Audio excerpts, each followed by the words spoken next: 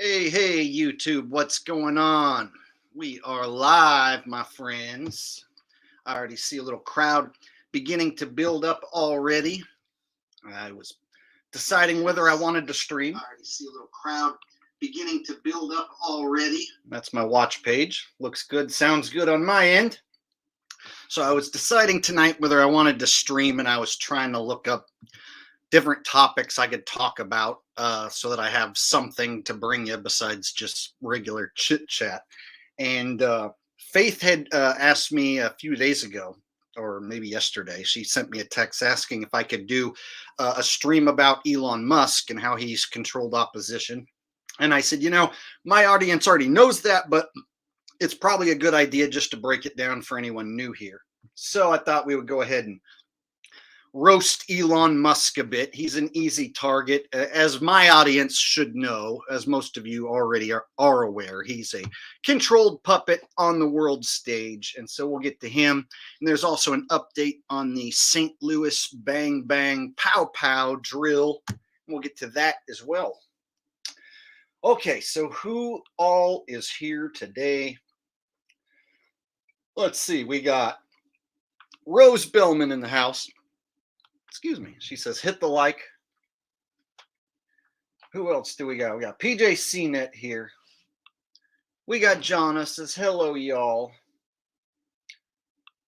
And we got Faith here. She's saying hi to the other mods.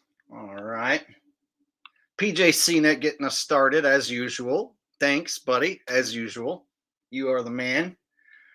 Fusion Density. Showing up, smashing the thumbs up. That's right, man. Smash those thumbs up. Show the tube what you really like. All right? If you won't smash it for me, then who would you smash it for?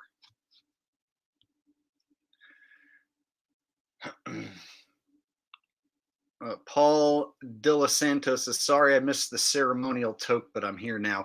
Well, actually, I don't do the toke in this office anymore because other people rent offices here and they don't want to smell the smoke and stuff. So I stopped doing that quite a while back. So we haven't done a ceremonial toke in the office here for quite some time. So I smoke off camera and then I just do my streams as usual. So maybe one day when I'm in a different location and I don't have to worry about the neighbors complaining, I'll go back to doing it. But for now, we're just going to stream and you didn't miss it.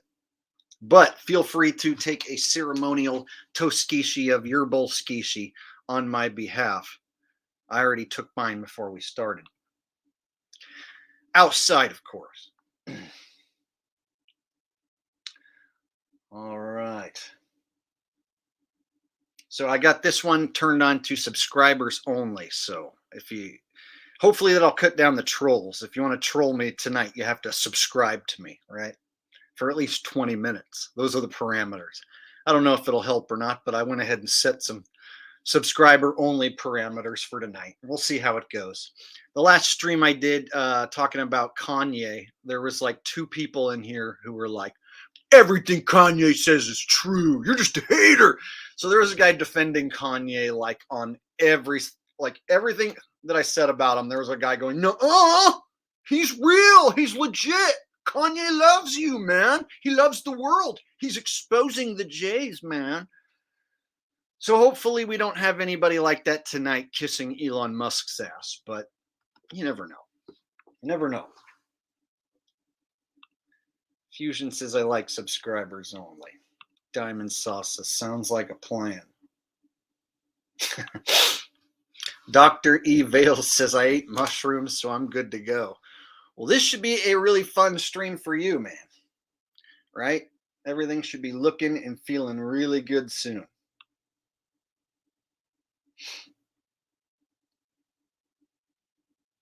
Faith says, did you see the pics of Elon at Heidi Klum's Halloween party? She was dressed as a parasite. I did not. I missed that. You see, he's all up in the news today and yesterday and over the last week. So he's being brought up a lot. So the 2 people right now that the news is shoving down our throats is Kanye or Ye and Elon. And so we broke down the Kanye thing last time we streamed. So I figured we would break down this Elon shit. First off, let me just say this, and I'm gonna have to repeat it again. There are no celebrities who are way up tip top of the fame ladder, right? Nobody who's super rich and famous gives a shit about you and cares about you and wants to wake you up or teach you anything. They are puppets of the elite. Elon Musk is no different than a Kanye West, no different than a Neil deGrasse Tyson, just another puppet that they can use, right? They don't even have to really be the person that you think they are. For instance, there's people who think Elon Musk runs SpaceX and he runs Tesla and he runs Twitter. No, he doesn't. He doesn't do any of those things. He's an actor who pretends to be in charge of those things. The government is in charge of those things. And remember, this is all a comedy routine. Whether you agree with me or not, I'm just here to make you laugh. Any sort of truth that you come away with this is all up to you. So, we'll go ahead and dive right in. What do you guys want to dive into first? You want to start with Elon, or do you guys want to start with the bang bang pow pow drill in St. Louis? What should we start with first today? Those are the only two major topics I have, and then we can just do some general chit chat. But got Faith hitting me up right now. Oh, she's texting me the photo of Heidi Klum.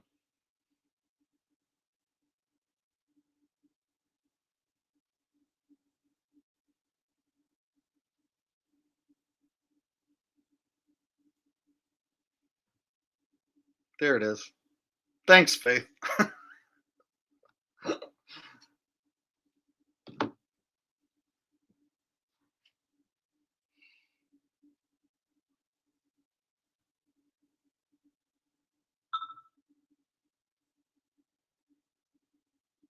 We're getting kind of a mix.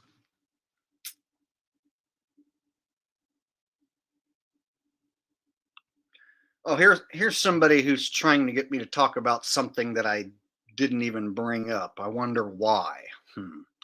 Can you bring up RV Truth? That's not his name. His name is Russian VIDS. That's his name. He doesn't tell that much truth. Very little truth from that guy nowadays. Mostly just bogus bullshit and lies. Especially when he talks about me. So if that's what you're looking for, he's a nameless, faceless coward. Go try and figure out who he even really is or what his name is. Mine is Jacob Gibson. And if you really want to see me destroy him, I have a couple videos on BitChute that you should check out. So this is already a character who I've destroyed and debunked over and over again, regardless of what he says. I'm the one who comes with the actual proof. The only thing that he's ever got on me was that I thought that he hadn't made a flat earth video back in 2015, and he proved that he made a few. I'll give him that. He made some regular run-of-the-mill content back in 2015, and I wasn't aware of it. So I'll give him that. Everything else he said about me is an absolute dog shit lie.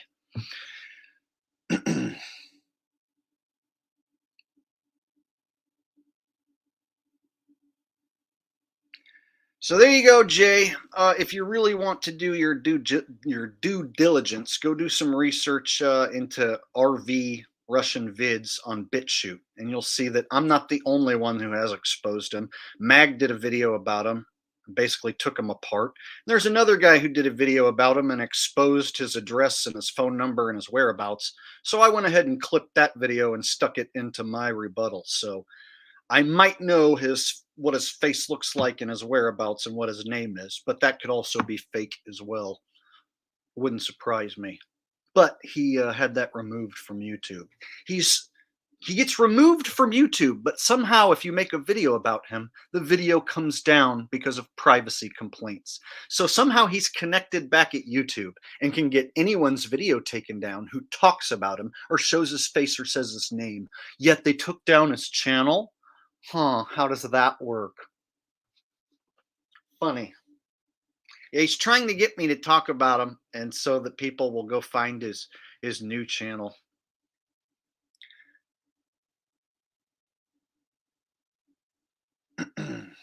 All right.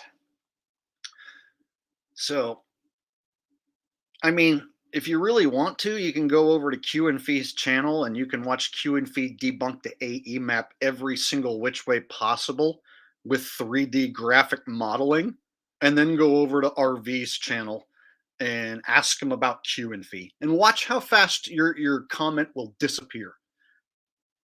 Ask him to prove anything beyond show you a CGI clip of the sun going in a circle, and he can't do it. Your comment will disappear and you will get blocked from his channel. That's what will happen. But enough about shills in the flat earth cult. All right, so we'll go ahead and get this party started. We'll start with let's start with Elon today. So if you just type it in, Elon Musk, you get a bunch of news, current, up to date. Everybody talking about Elon Musk. So they're really trying to shove this Elon Musk Twitter thing down our throats. Elon Musk plans to eliminate 50% of Twitter jobs. Elon Musk's insane first week, everything that happened at Twitter. So they're trying to get the public to believe that there's a celebrity who cares about your free speech and who's going to take control of this platform and make it better for you. And I can't stress enough that there is no celebrity who cares about you or your rights and who's on your side. No celebrity is going to build themselves up in the spotlight on the world stage only to lose it all trying to help you. You know, nobody's going to stick their neck out for the common man. That's just not how it works. But there's people who think he's a genius and he's going to fix Twitter and make it this awesome free speech place. Twitter is like Facebook. It's like any of the social media sites. It's run by the government. So Twitter is the government. Hopefully you guys have figured that out by now. Twitter and Facebook, this is all designed to steal your information and build a profile on you and who you are and what you do and who you know and who you're friends with and who your family is, where you hang out and what you shop and what you do. You know, that information is important to the governments of the world. And so they want to know exactly who their citizens are and what they're up to. And so they use these platforms like Twitter and Facebook to get information out of you, the user. And so when they put somebody in front of one of these companies, you know, like SpaceX, and they're like, Elon Musk runs SpaceX. SpaceX works hand in hand with NASA. NASA is the government. Therefore, SpaceX is the government. So whenever I bring up a puppet like Elon, people will say, he's not part of the government. You don't know what you're talking about. SpaceX is a private company. Jake, don't you know that? No, they work hand in hand with NASA. Just type in SpaceX and NASA and you'll see they work hand in hand together. They both perform fake space missions. And so this guy is not in charge of the fake space missions. He doesn't go there and do anything. He's just a person who's pretend in charge. These people are used as a lightning rod for attention. So they want you to think Elon Musk is like the new genius of our times. He's like a modern day Einstein, a modern day Tesla, if you will. So these are made up characters, basically, these Einsteins and Teslas. These are made up geniuses, basically, to fool the public into thinking that there's these people out there inventing these cool things and that they're hip and they're trendy and they're cool, you know, and they want you to know how they think and feel, and they care about you and your feelings too, and they want to be friends with you on Facebook and shit. Get real, man.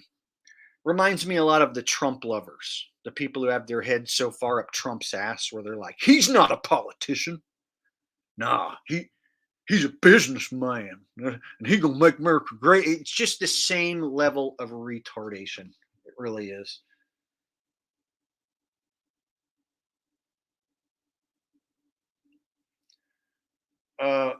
So we got a guy here. I hope he's not. I hope he's like pointing this out like as what the sheeple think and doesn't actually believe this. So Miguel Angel Mija says Elon is the one. So they want to make him out in the public's eyes to be some sort of genius, right? Some sort of world leader, you know, like a guy who is really rich and powerful and stuff like that. But he's actually a puppet, just reading his lines. He's told what to do and say the same way Kanye's told what to do and say. All right, JT says actors all. Cynthia says, let's see your shirt. Oh, I got the classic lunar module on today. Lunar module, homeless tweaker shelter. Classic, timeless. So yeah, you can buy one. It's in the description down below if you want one. There you go.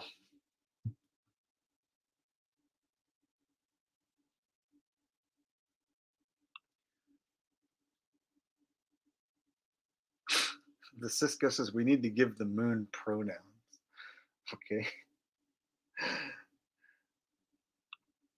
Sunflower says I picked up one of those shirts for my husband. Yeah, I've been selling these for years. I've sold quite a few of them. And so still on sale. I am the first person to ever think to put an actual picture from the supposed moon landing on a shirt. No one had ever thought to do that before. So I'm actually a real trendsetter, you know. I actually need to take a little more time and invest it into clothing. I really think I could start my own clothing empire if I just focused on my designs. But that's something on my to-do list is to start a truther clothing empire. That's something I need to get to work on.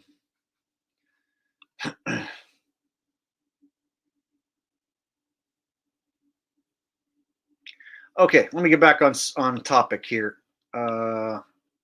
So they had Elon do this stupid scripted thing with a sink, and the sheeple seem to eat this crap up. I don't know what it is about like the sheeple like thinking this stupid scripted stage shit is for real and that it's so funny and so clever. So here he shows up to the Twitter headquarters and he brings a sink. Let's watch.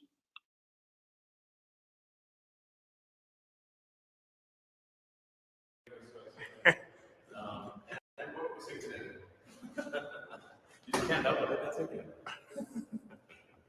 Just like letting go discuss. And what we say today. You just can't help it. That's okay. Just like letting go discuss. And what we say today. You just can't help it. That's okay.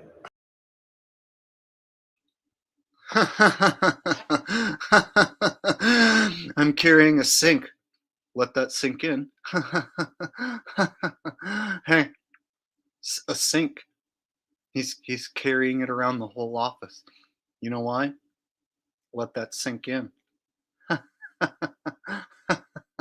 So clever, so funny. I can see why the sheep think he's such a genius and that he's actually in charge of these companies that are actually run by the government. Sure. Let that sink in. Almost as funny as that time he sent a car to space, right? And it looked so fake, which is why we knew it was real, of course. And remember how the sheeple all believed that too? God, so sad. What's funny is like sheeple know that reality TV is generally scripted. Like even like the stupidest of sheep will tell you that like some elements of reality TV are scripted, but they can't figure out the world stage at all. Like if you tell them Elon Musk is a puppet being controlled on the world stage, they're like, no, he's a genius and he's hella funny and hella clever and he's hella smart and he runs hella companies. Don't you know that? He doesn't run shit. He just pretends to be this character. So it's the same as that other clone looking weirdo who's supposedly in charge of Facebook or the metaverse, whatever you want to call it. No, he's not. Facebook is run by the government. It's not run by some weird looking troll non-human thing, the Zuckerberg guy. That's not true. They just like to train you into thinking that these figureheads are out in front of all these different topics and companies and that they're the ones truly in charge of those ideas. For instance, like they want you to think like Bill Gates is the one like in charge of this evil VAXX agenda, or they want you to think Bill Gates is a super genius like Elon Musk and he's a good guy, right? So they can really divide the stupid public. And if you don't believe that their guy is a genius, they can still get you to believe he's an evil scumbag and that he's actually doing something bad or no good. So I'm here to tell you, I don't think Elon Musk is doing anything really but just pretending to be this guy. So they can be like, okay, Elon, here's a sink. We want you to carry this around for like 10 seconds and we're going to film you. And then say, let that sink in. And then we're going to show this to everybody in the world. And they're all going to think it's funny and clever, most of them. All right. And then there's going to be a lot of people on your side thinking that you're doing the right thing. And then there's going to be a lot of people who also think you're a bad guy doing the wrong thing. So basically they control all that attention and they harness it and they attach it to one guy as if he's really the one in charge and doing all that shit.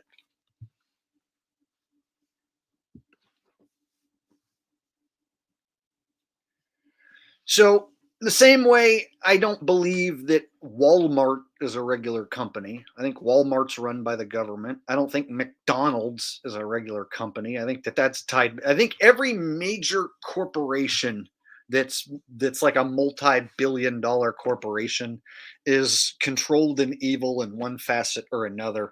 And in most cases, it's tied directly back to the government and what their agenda is, right? So if I think that the government is really the ones in charge of McDonald's and fast food, it goes along with the agenda to make Americans and the world basically, not just Americans, but make the world fat and stupid and unhealthy. That's part of their agenda. So it makes sense that they would also shove fast food down our throats, right?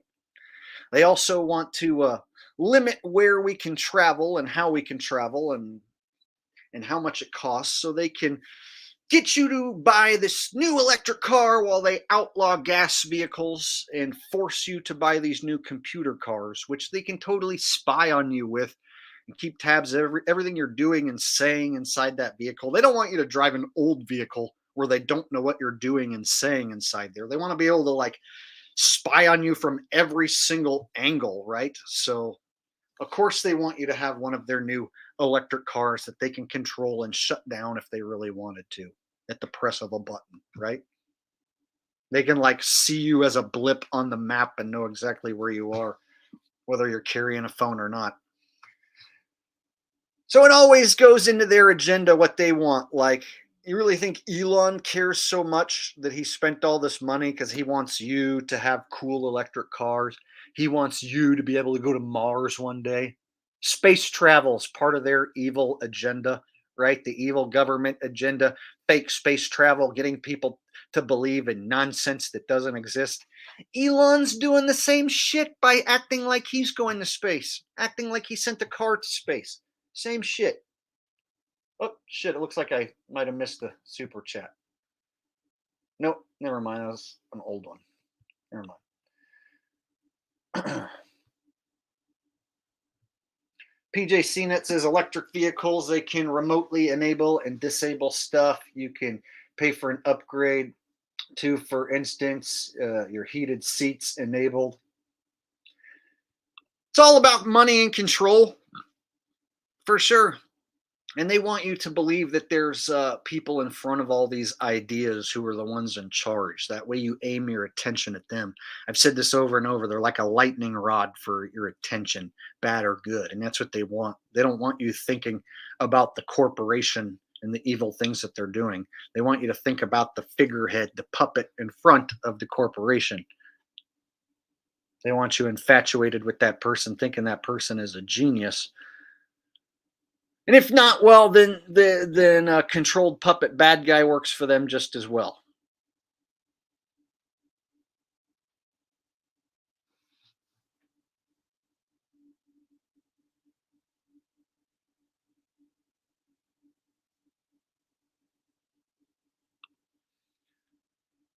Shrooming Newman 4 says one of the biggest jokes was the fact anyone could believe Twitter is worth 44 billion. All these numbers they've been making up lately, like Alex Jones has to pay $1 billion to the Sandy hacks. Yeah, right. You know what I mean? Kanye West has lost $2 billion in a day. No, he didn't. Oh, no, he didn't. So this money isn't really real. These are like made up numbers. It's all for entertainment purposes on television. They can just pull these numbers out of their ass. Like we were joking last stream, like how they can just like make up a number and be like, this is nipple dick till he owes nipple dick tillion because their feelings got hurt. Did you hear Alex Jones? Oh, it turns out now he doesn't owe just $1 billion. He owes 700, 900 whippity cock snippity whippet a tillion, mega flacka flicka flillion, a bajillion skazamil skill Williams. Whoa! Just make up a number. And you know what? The sheeple will buy it. They'll be like, whoa, that'll teach him to say something bad and hurt someone's feelings. Kanye West today settled out of court because he said something anti-Semitic. Yeah, right. Sure he did. Like, did you see his bank account? Like, did you see the money go from that his to the other person's bank account? Like, did you personally verify it?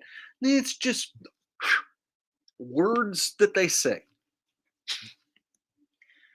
But it's funny, people will believe these things. Like, bro, Kanye's telling the truth. Didn't you see they took $2 billion from him?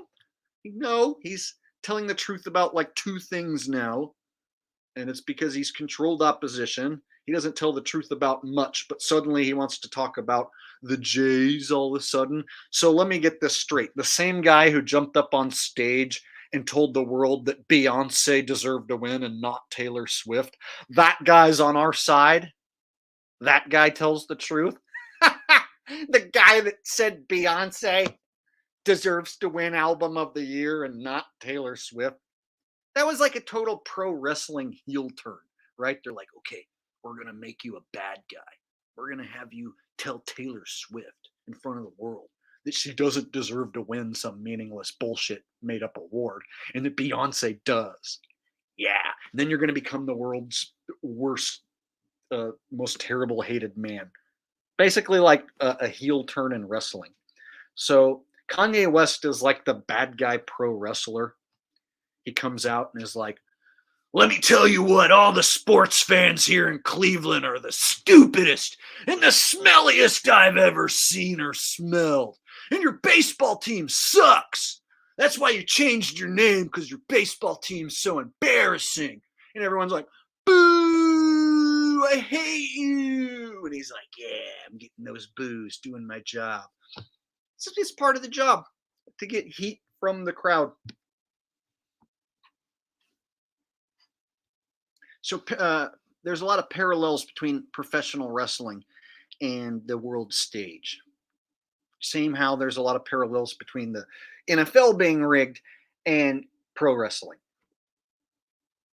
In fact, pro wrestling is a part of the world stage. That's why it is still as big as it is. And that's why they still use puppets, you know, like the Logan Paul is going to fight for the championship in pro wrestling, and they have the Jake Paul guy supposedly beat an MMA fighter. So that now they can take these actors and insert them into sports and shit, and people believe it. They're like, yeah, these blonde-haired boys are so cool and tough and athletic that they can just do whatever sport they want, and they're the best. Isn't that so cool? So it's funny to me how the sheeple will believe anything that you feed to them through a television screen or a computer screen. And they think that there's, these celebrities who are truth speakers and who are on their side. There is no celebrity on your side. You got as much chance of Trump coming back to save you as you do Russell Horseface Brand saving you. Nobody's coming to save you. Things are going to get perpetually worse. The agenda is designed that way. It's being pushed in a certain direction that there's no celebrity who can or will fix it for you.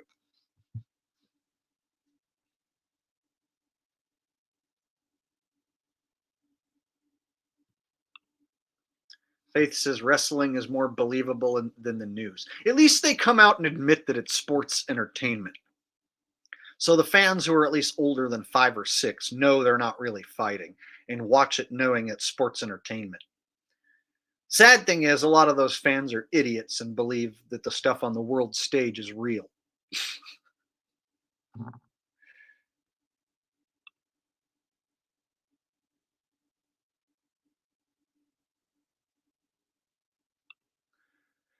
Paul De Los Santos says none of them tell the truth. They are all liars. Indeed. Indeed. And if they do tell truth, it's like 1 or 2 little small truths. Like Alex Jones will give you these 1, 2 little small truths to hook in viewers, make you think that he's actually saying something. But he never like goes that extra mile and breaks down a fake space mission. He never goes that extra mile and breaks down a hoax, pow pow bang bang. He never shows you step by step why it's fake, how it's fake. And so you look at these fake truthers who they prop up, and they're obvious to me. But I see a lot of people still fall for their bullshit. They think that there's celebrities who are actually out there going to risk their careers, going to risk millions or even billions so that they can say something about the evil Jays that run Hollywood on your behalf. Yeah, right. Get real. Get real.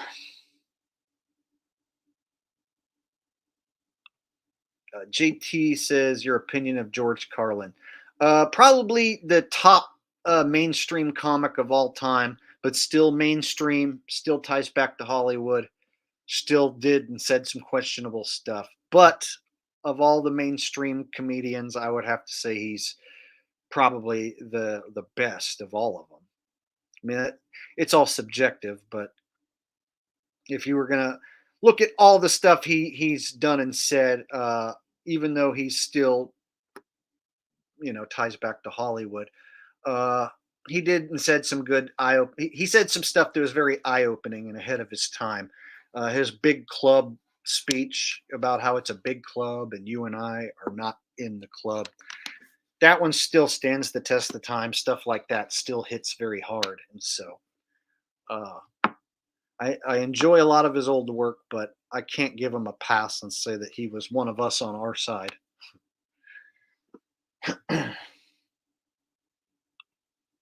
Randy Green says Mitch Hedberg. Mitch Hedberg. It's Hedberg. And yeah, Mitch is my favorite one-liner comedian of all time. Probably one of my top 3. If Carlin's in my top 3, then Mitch is also in my top 3. And it is sad that he didn't get to stick around longer. I would have enjoyed a few more comedy specials from Mitch, but Mitch was probably one of the funniest comedians that I ever listened to, that I can still go back and listen to his old jokes and still giggle. The problem is I've heard like every single Mitch Hedberg joke that there is, so there's no new material that I haven't heard. I've heard every one of his jokes, so I know the punchlines pretty much before he says them.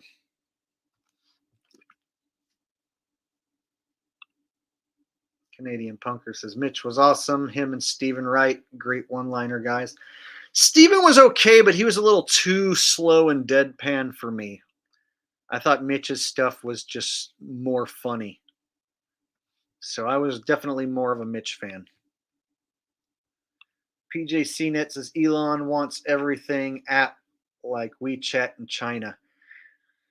Hey, if he's pushing fake space, man, how could he be on our side for anything? I mean, if the dude pretends he sent a car to space, he's an evil, no good, lying piece of shit. Let's call a spade a spade. Evil, no good, lying piece of shit puppet. And the fact that he will still push those same lies to today shows you who he really is. So he's definitely part of the team evil. He's in that club. And they got him doing stupid shit like carrying a sink around, telling people let that sink in, so that the sheeple will laugh and think that that's clever. It's really sad. And just the look on his face. I don't like the look on his face. He has one of those faces that I want to punch. I don't know. Not everyone's face makes me want to punch him, but he's got this like smirk on his face and this like look in his eyes. Let that sink in. So I just want to punch him.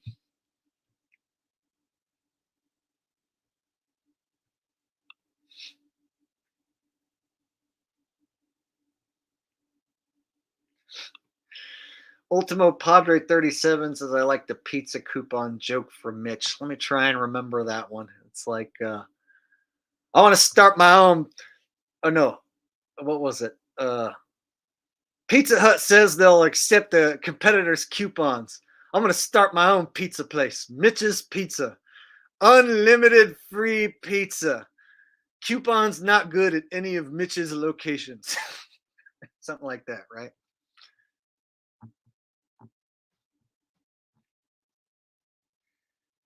Yeah, like I said, I've heard like every single Mitch joke. I know them all by heart.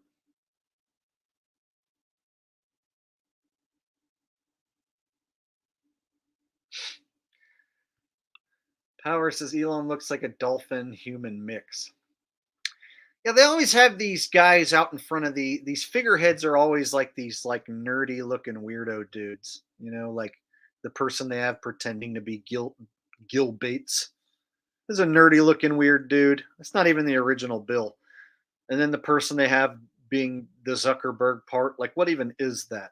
Like a boy man clone hybrid thing? I don't even know. Like, is that even a real thing?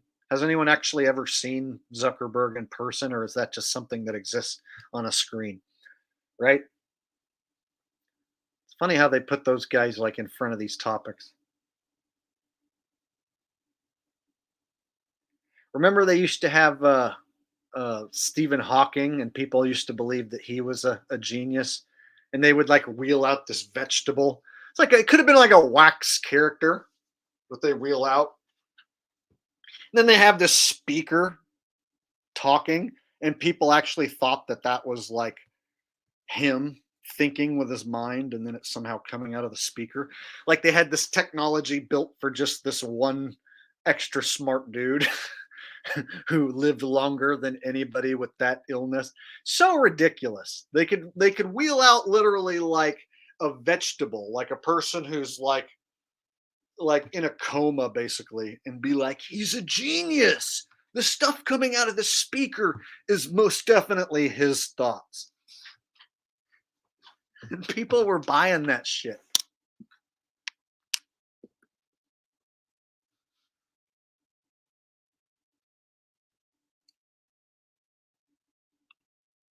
Bruce G says, and his teeth changed. Yeah, it was like Lassie or Flipper. They had like several different guys play that part.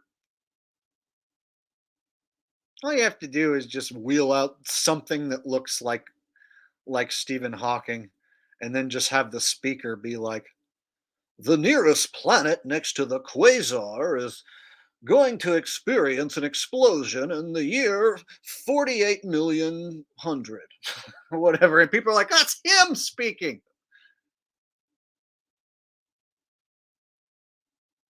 Science has proven that there is a black hole at the edge of our solar system that in the year 5,000,000 will become a problem and will suck Earth inside the black hole. People will be like, he's smart. He's so retarded that he has to be smart. I mean, look at him drooling on himself. That's how you know he's so smart. Funny how they don't ever, he never like actually says like, I just shit my pants. Can you please wipe my ass? No, it's always like something extra smart and scientific that the speaker says.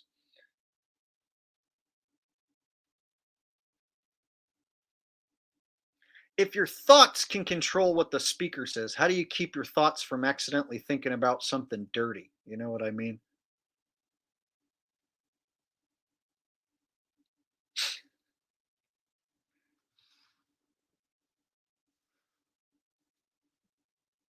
The nearest universe is exactly 50 million light years away, and that lady's tits in the front row look quite nice.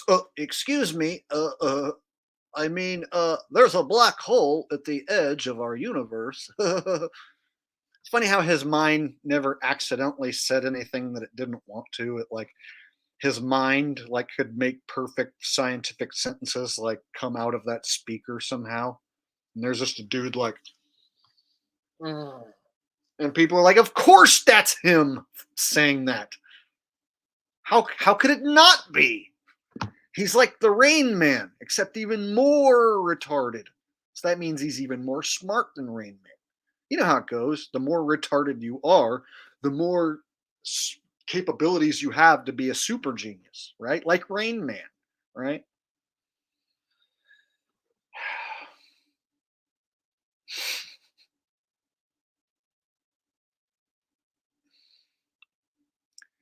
11164 says they do the same with dinosaur bones.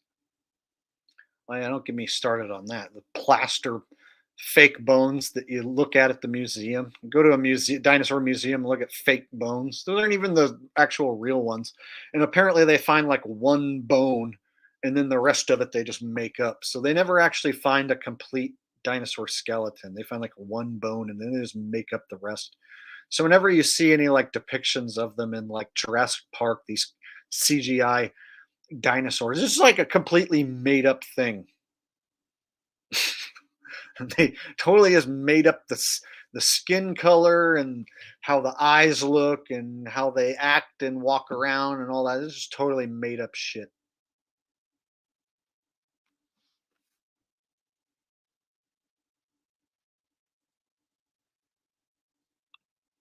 Rose says, weren't there several versions of Hawking? Yeah, I brought that up a while ago. They definitely had different actors playing his part. But they do that a lot. So they'll have like an actor play the part, and then after a while, it'll be like a different actor playing the same part. Like the guy who was Bill Gates like 10, 15 years ago is not the same guy they have now playing the part. And then I exposed that the Melinda Gates was being played by Kevin Kline, the actor Kevin Kline. And so then they split them up, and now you don't ever hear from her anymore. And so it was like almost like they had to react to us. It was like I can't say for sure it was me, but I'm the one who really started pushing that Kevin Kline thing that like Melinda Gates appears to be Kevin Kline, and it's not the same Bill and it's not the same Melinda as it used to be. And then suddenly they split them up. So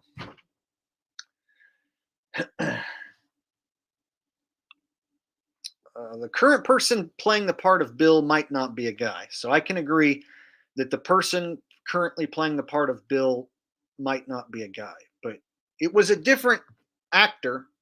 Like 15 years ago, if you look at the picture, it's a different actor. It's almost like he got younger looking. He got more femme looking and more younger looking somehow with his older age.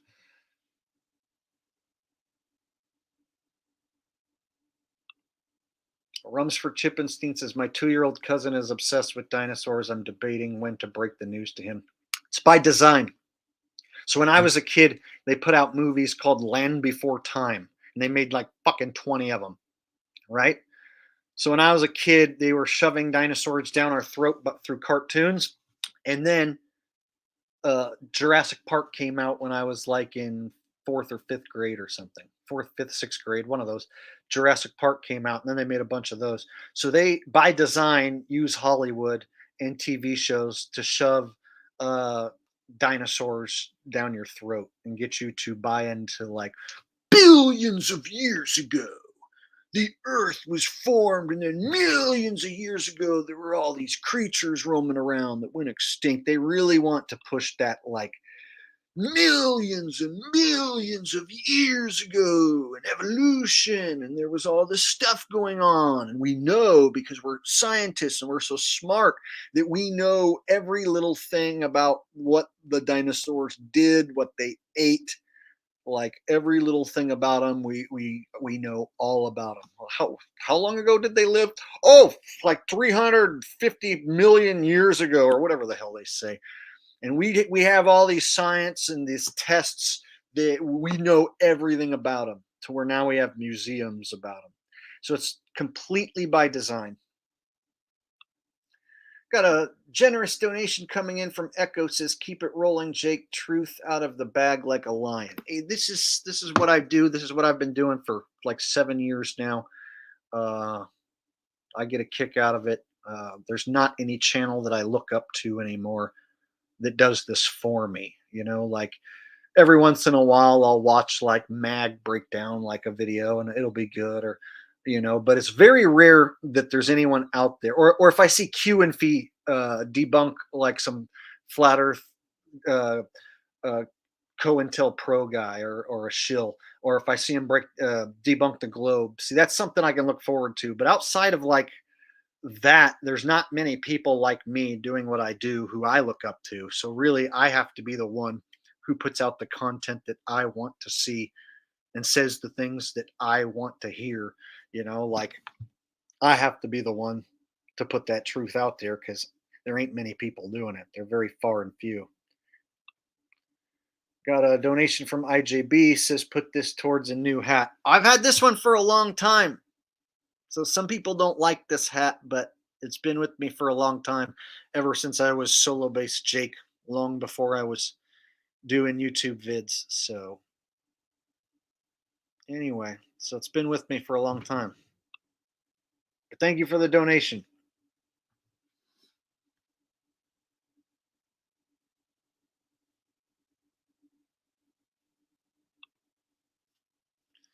Rusty James says RFB.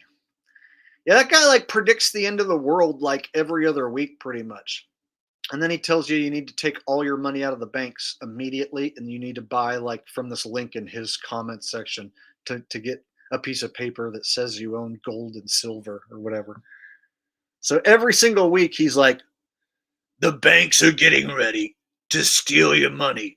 I've been telling you for years now, and they're getting ready to do it. Any minute now, any second, they're going to steal everybody's money. I've been warning you. You need to buy silver and you need to buy gold from these people I have down here below, and use my promo code, Richie from Boston, and you will get 10% off for all purchases over $10,000. So if you have any money left in the bank, I don't know what you're doing, all right? You need to get right with God, and you need to buy your silver right now.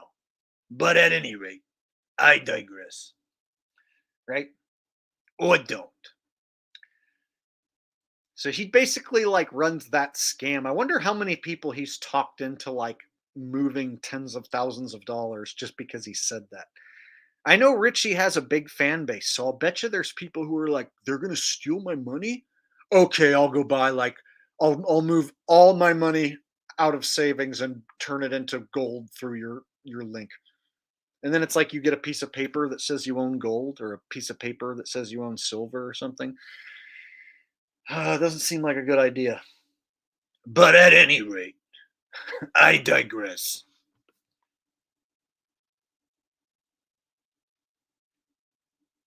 Earlier, before I started, someone brought up Brian from High Impact Flicks. Same deal as Richie. They're part of the same controlled crew. There's like a controlled crew of fake truthers, and High Impact Flicks just jumped on with Jaren and Dave to do their fucking online event, And so every person who jumped on with Dave Weiss and Jaron to do their online event is a shill. At very least, a useful idiot. So people will say, what about Owen Benjamin? He's a shill who's hanging out with David Weiss and Jaron. Oh, what about High Impact Flicks? Shill who's hanging out with David Weiss and Jaron. And then just the other night, I saw they had Peggy Hall on their stream, and I thought she was a nice enough lady, but now she's hanging out with Jaron and David Weiss. So even her, and I thought she seemed like she might have been legit, but now she went to that side too. So it's kind of sad to see how quickly these shill bags will team up with each other, and still people can't quite figure it out. They have to ask me, well, what do you think about High Impact Flicks? Well, it seems like he's trying to sell you a bag of powder. Seems like he doesn't really break down any real conspiracies. He just basically is like, Joe Biden said something funny today. Gas prices are going up. This is theft. Buy one of my bags of powder. Right? So I don't learn anything or gain anything from Richie. I don't learn anything or gain anything from Brian. I don't learn anything from any of those guys.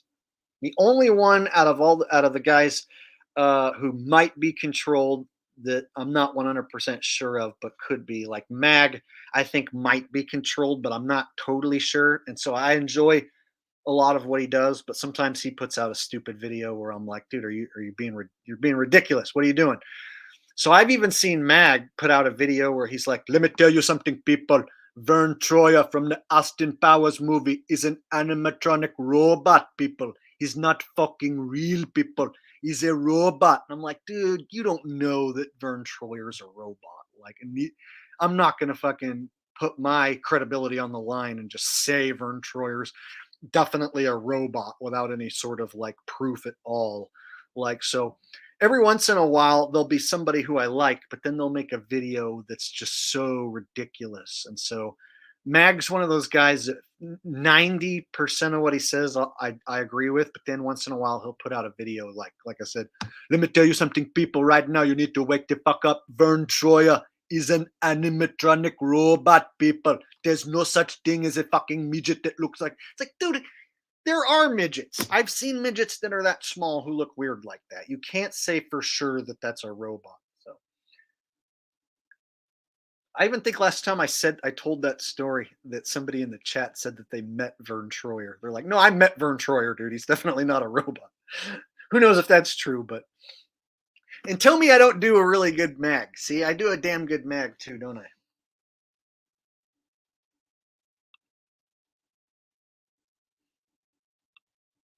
Pot Fried says, yeah, Mag can be ridiculous, but he has some funny videos. He's got some good ones. Like he broke down, he talked about Russell Brand being controlled. I totally agreed. He talked about Kanye being controlled. He did a good one on that Pelosi husband Hammer shit. I was gonna cover the Pelosi Hammer shit, but then my conclusion is the whole thing could be just made up from top to bottom. And so I don't want to speculate about what could or could not have happened, because there's people right now talking about all this speculation. And I think what they're doing is trying to bait people into coming up with actual conspiracy theories that aren't true. And the whole thing could just be completely made up. So the Hammer thing, Mag did a really good video just talking about how that's bullshit and it doesn't make any sense. But I didn't want to like go off on like what I think could be going on and say like, oh, well, that guy and Pelosi's husband were doing gay stuff, and maybe like he tried to attack him with a hammer because he tried to like because the Pelosi's husband tried to lock him and make him a sex slave or something. I'm not going to like speculate on anything, only to find out the whole thing was just completely made up bullshit anyway. So I'm just going to consider the whole thing to just be a complete made up bunch of shit. So that's why I didn't make a video about it, because I think it just sounds like a bunch of made up garbage.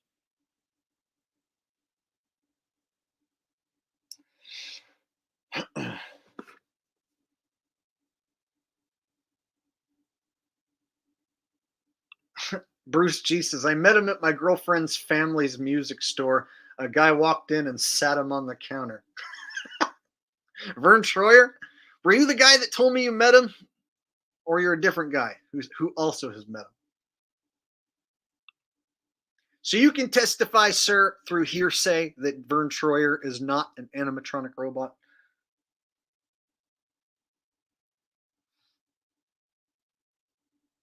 All right. Okay, let's see. We'll move on to the latest St. Louis shooting. Oh, I mean bang, bang, pow, pow. Whoops. Okay, I used one keyword and I didn't mean to. It's comedy routine. It's all comedy, all for jokes, right? So anyone who gets offended, you're getting offended at comedy. You shouldn't. All right. So we have an update with the St. Louis bang, bang, pow, pow drill. It seems that the media is actually coming out and calling it a drill, and they're pretending that it's real still. So they're still pretending it's real, but they're also calling it a drill. So they're straight up admitting to the drill while still trying to kind of pretend that it's real. All right. So we'll go ahead and watch this clip right here. And this was on the News is Fake 4 channel, one of my go-tos for phony hoax bang bang pow pows.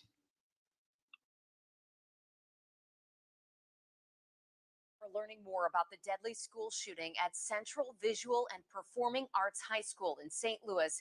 Here's the current timeline of what happened. A lockdown was first called yesterday morning, followed by active shooter drills 20 minutes later. The police arrived within 5 minutes of those drills, and 5 minutes later, the police engaged the suspect and the threat was ended. Excuse me?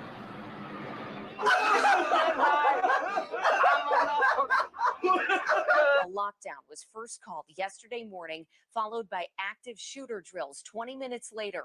The police arrived within 5 minutes of those drills, and 5 minutes later, the police engaged the suspect and the threat was ended.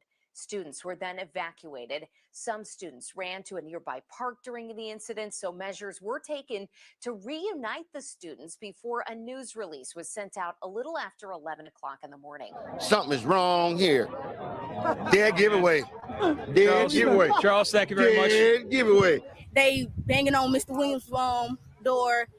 They shot like 4 times. It was a white man. It was a white man. It was a white man. That 19-year-old gunman who killed a teacher and a student at his alma mater. It was a white man. He said, all y'all are going to die. Everyone is scared. It was too much going on. And I'm just glad that I'm okay. Okay, you heard the man say that? Yes, with my own ears. Do you understand?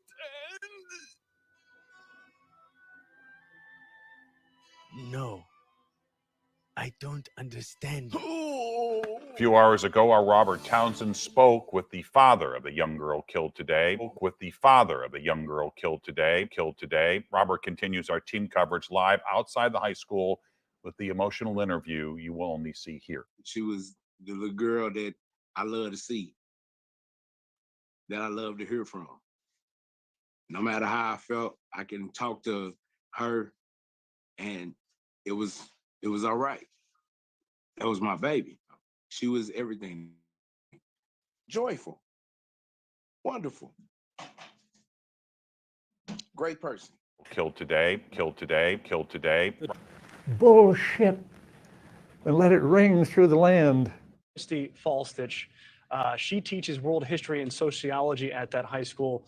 Ms. Falstich, I know this is very, very difficult for you. I appreciate your time. How are you doing this morning? Night was hard, I think, for a lot of us. A lot of us didn't get a lot of sleep last night. I'm sorry. I think it's just waking up again. And I feel like I got about 3 hours of sleep last night. I feel like seeing it for the first time again. It's just that, it's that reminder that I got a text from another teacher this morning and she said, I woke up and it wasn't a dream. And that's how I feel like a lot of us are feeling right now. No. I also do want to, if you don't mind, if I could make one correction. Miss Kushka's name is pronounced Kushka. It's Kushka. Sure. What I will say is this person obviously was a human, and part of why I'm going to be okay saying that is because Miss Kushka believed that. She said that. She said that before anything else, we are all humans. And she didn't put exceptions for that in there. And in a moment like this, can we comprehend or understand in any way why they did what they did? No. And we're devastated for it. And lives were lost for it. And the damage that was done is irreparable. And what was done to those families is irreparable. But I have to also carry on believing what Kushka said, because I know that she would want us to believe what she said, which is that before anything else, we are humans.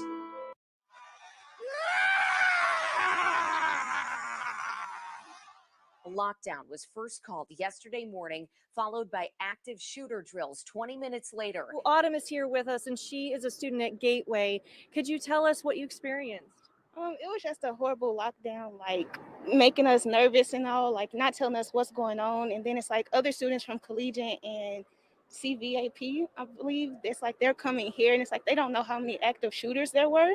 And it's like you're bringing them to our school, and it's like, what happens if that they were actually shooting, and it's like they came to our school? Then what were y'all going to do? So it's like kind of nerve-wracking, you know? Like, and what were they saying? What were they doing when they came here? They didn't say anything to us. Like, we didn't hear from, like, for like 30 minutes. You didn't hear anything from teachers, principal, nothing. We're just sitting there, just let our minds wander, you know? So it was just kind of scary at the moment because you didn't know who the shooter was or where they were. Yes. And what was it like to see your mom? I was happy because it's like I wanted to go home, and it's like, you know, be safe with my mom. So, yeah. A lockdown was first called yesterday morning, followed by active shooter drills 20 minutes later. Active shooter drills.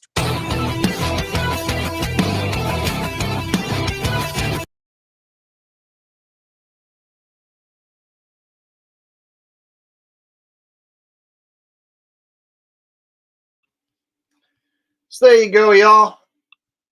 There's a little update. So they basically came out and admitted it was a drill, but still kind of trying to play it off to the public like it was a legit bang, bang, pow, pow. It's really strange the way they're doing that.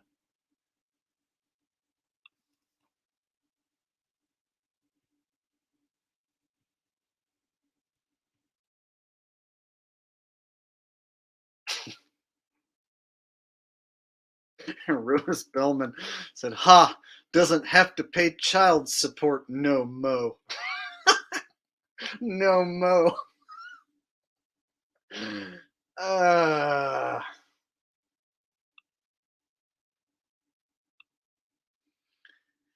Alexander's Macharo says, "They all actors. Indeed, they all are.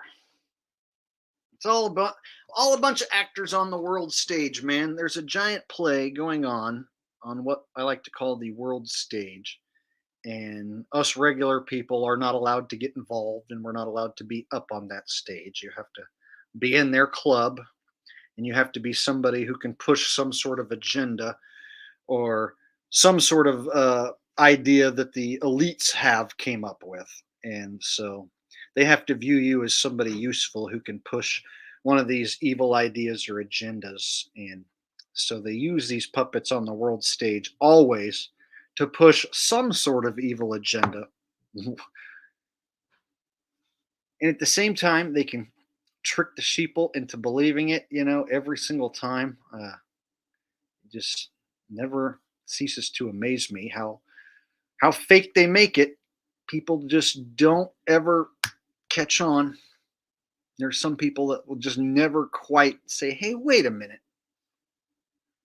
Snap out of the matrix in that moment. No.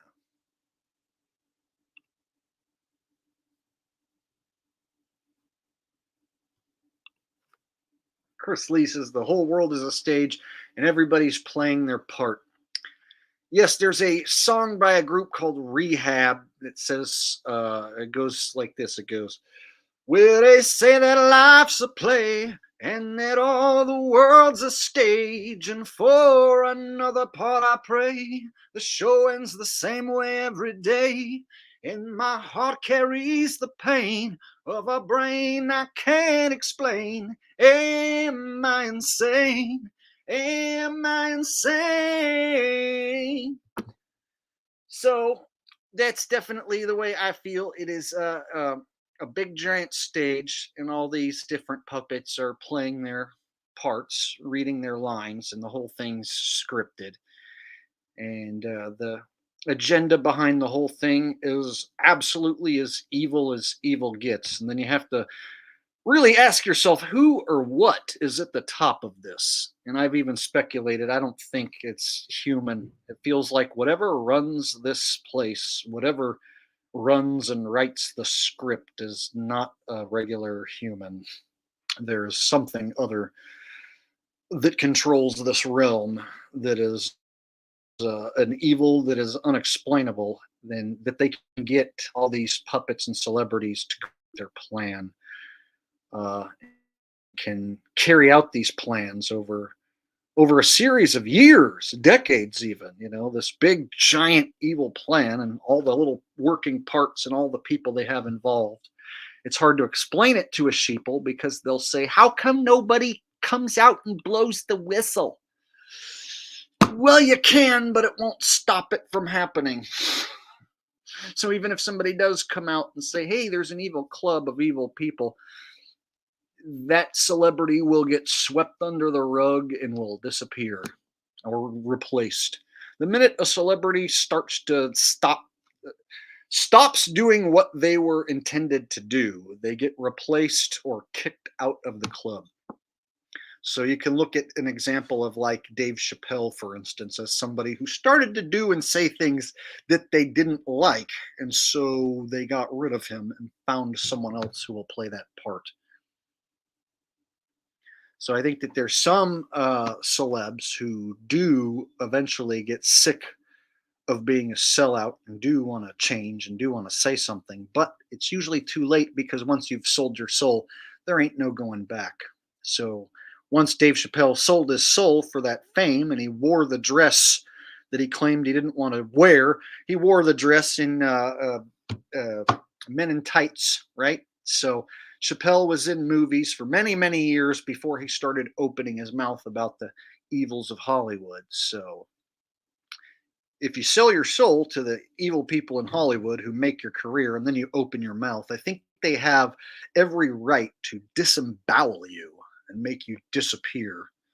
And it's no sweat off their back. They can just go find the next actor to play the part, right? So I think they went and got a guy like Bokeem Woodbine, possibly, to play the part of Dave Chappelle now. And he's willing to do and say whatever the elites want. So there used to be a guy who was really funny and had this aura about him and a sense of humor that was super witty and different from any other black comedian. And then he went away to Africa, came back, and then got replaced by some guy who's bigger and buffer and not funny at all. How does that work?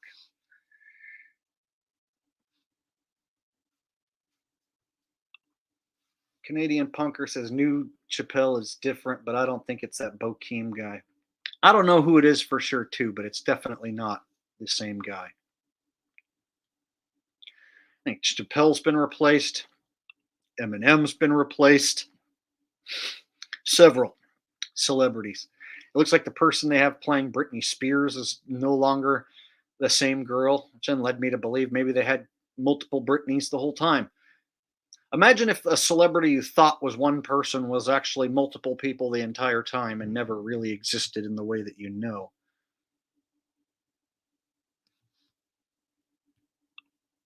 Faith said Jim Carrey sold out from the start.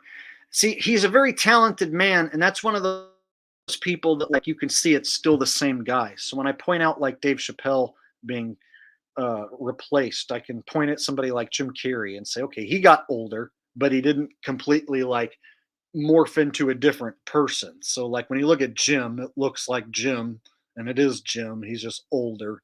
So if you look at Dumb and Dumber Jim, and then you look at Dumb and Dumber, the second one, you can definitely see a difference, but it's still the same guy. Whereas you look at old Dave. There's a 4-hour comedy special where Dave just went and did like 4 hours off the top of his head, and it's the original Dave. And you can literally for 4 hours watch the real Dave, and then switch over and watch one of the recent Dave, new Dave performances, and it's very clear that it's two different people. The speech pattern is different. The real Dave used to speak very quick, and one word would kind of mesh into the next one. So when he would be talking, it was like he could say a sentence in a way where like one word would fade out into the next word. And it's like the new guy playing the part of Dave doesn't quite have the speech pattern down, doesn't quite have the essence of Dave down. And so it was obvious to me right away when they made the switch.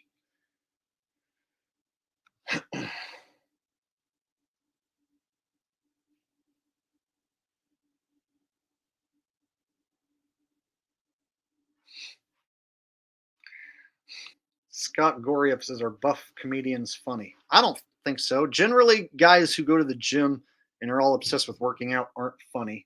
And then we have a guy in chat here who's posting something very questionable. Says Joe Rogan is funny / buff. Buff, yes. Funny, no. I can't remember a time where Joe Rogan made me laugh. What classic Joe Rogan joke is there really? What awesome, funny punchline did Joe Rogan ever deliver? That dude's the definition of a controlled puppet right there.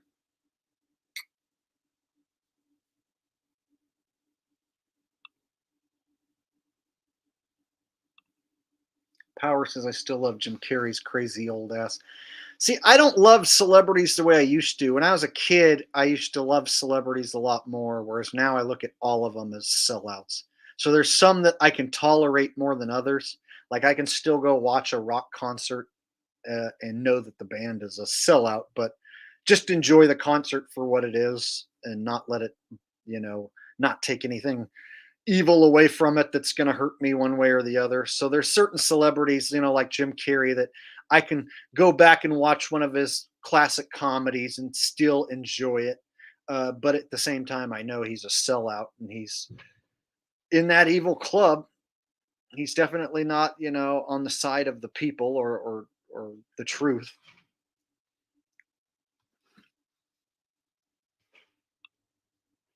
Al Jordan says, thanks for plugging. Q and Fee just got caught up. Mag and Q, be careful of Mag.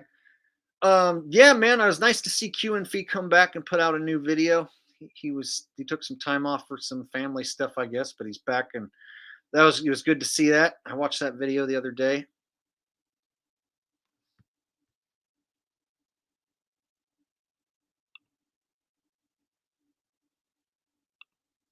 Skizza R34 says Joe is on record selling his soul. Yeah, he even had that line where he's like, "Hey, if you're the government, if anyone from the government's watching, I'll lie to my mom. I'll lie to my mom if you show me an alien. Show me an alien, and I'll totally lie to my own mother." So he basically said he's going to lie to his mother, and all they have to do is show him an alien, right? First, I was like, what a shilly thing to say. Show me an alien? I'll lie to my own mother? Okay. I'll sell out my whole family. I'll slit my grandmother's throat if you take me to Area 51. Right?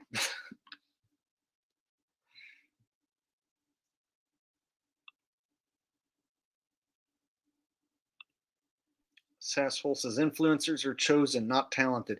Yeah, look at the way Joe Rogan has his conspiracy theory buddy, who's also a shill, Eddie Bravo. And so Joe gets to play the part where he's like, "You're crazy, Eddie. Can't believe that you think all this stuff's real, man. You believe in a flat earth? Eddie, you're crazy." And then Eddie's like, "Bro, it's the Illuminati, bro. Don't you know? The Illuminati is running things, man. Don't you know the earth is flat, bro? Oh, you're crazy, Eddie.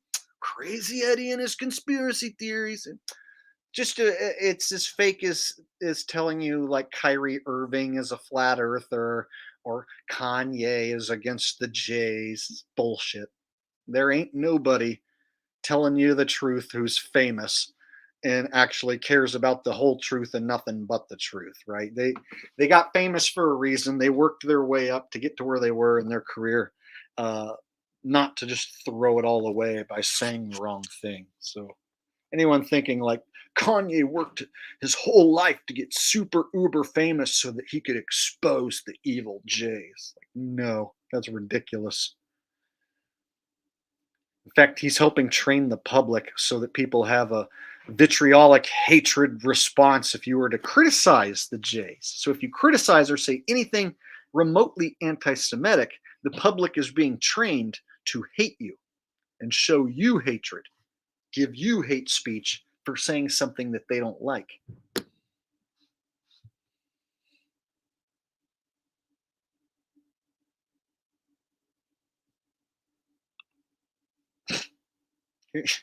Here's something that I completely don't agree with. It says the secret to casinos is don't go there. They don't pay true odds, and that's how they win. Secret is to put your whole bankroll on one hand only, then leave, win or lose. That's a ridiculous idea. In fact, I totally don't recommend you listen to that person. Putting your whole bankroll on one hand, win or lose? One hand of what? Blackjack? Pai Gow poker? One hand of regular no limit hold'em poker against another player? Like, what are you talking about? And if the odds are against you, you're basically going to go in there with the chance of losing your entire bankroll in one shot, like one game of blackjack, and then you're going to walk out with no money. That's a ridiculous idea. In fact, I would recommend that you definitely don't listen to that person, Jane's favorite videos. It's a bad idea what you said. Now, if you actually want to make money, then you need to learn how advantage slot machines work and only play advantage slot machines only when you have the advantage. That's the only way to win consistently. And if you are good at playing advantage slot machines, as in you learn which ones are advantage slot machines and how they work, and then you only play when you have the advantage, like I do, well, then you win more than you lose, which makes you a professional. So when I go to the casino, there's a bigger chance that I will walk out with their money than that they will have my money. And I have proven that over and over again.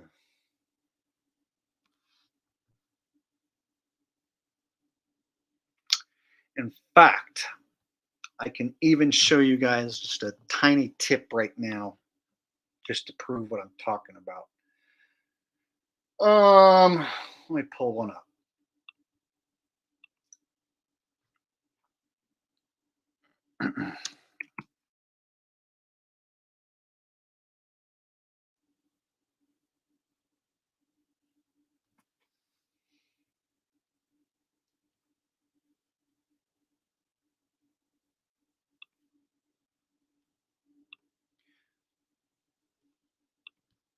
All right.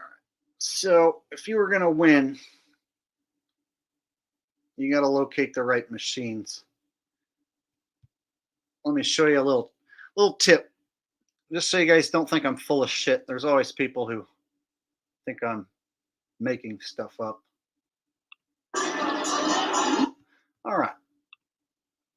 So those of you who want to learn how to win, watch and learn.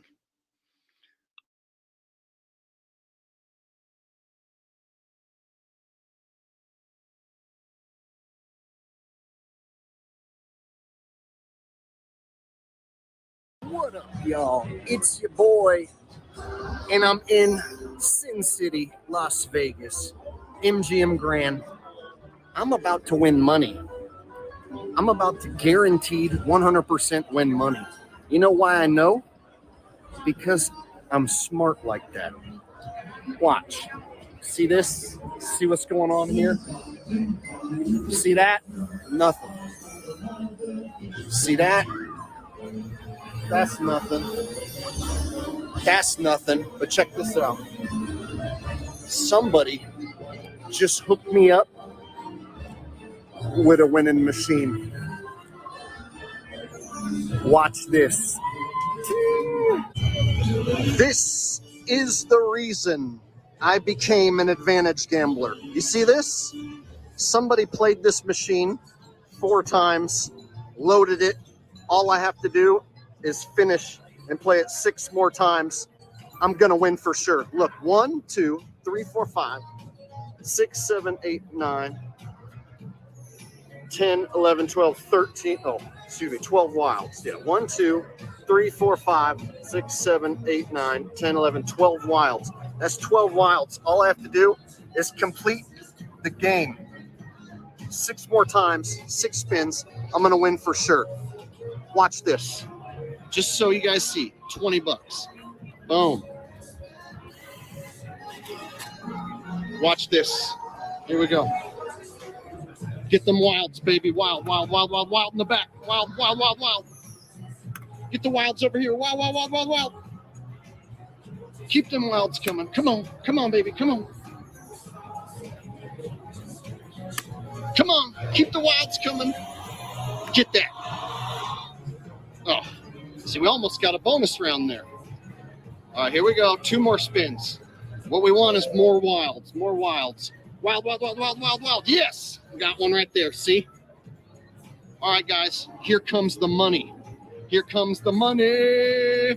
So what we want is wilds all the way right here. And we want Vanna's face. We want some Vanna. Wilds and Vanna. Wilds and Vanna. Get it, baby. Get it, get it, get it, get it.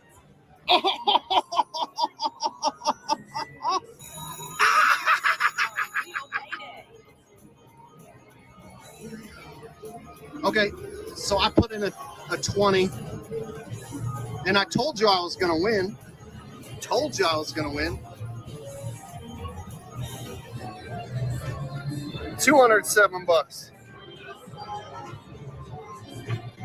That is how you do it, baby. Now, you don't keep playing. You wait for someone to load the screen up and come back and hit it again. Doopity-doo. Doopity-doo.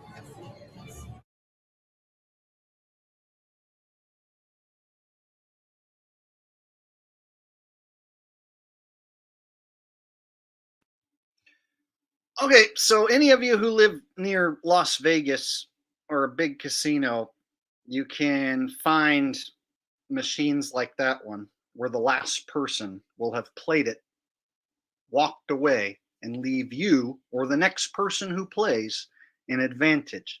So when you learn how the advantages work, in the case of that last video, you collect wilds over the course of 10 spins, and on the 10th spin, they all turn wild.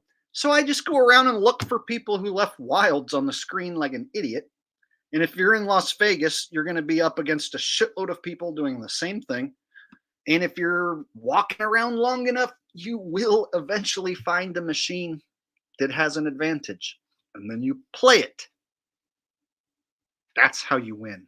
That's, if you want to win, you do not only what I showed you, but you learn every advantage machine there is and how it works, and only fucking play those. And don't touch another machine. A regular machine that just eats your money, you don't want to do that. Only play if you know you have an advantage. Now, not every advantage is going to be a big winner like that one. Sometimes it's a smaller advantage, and sometimes the advantages don't work out and you don't win. But if you always have the advantage, you will win more than you lose. And so I win more than I lose. And if you win more than you lose, you are a professional.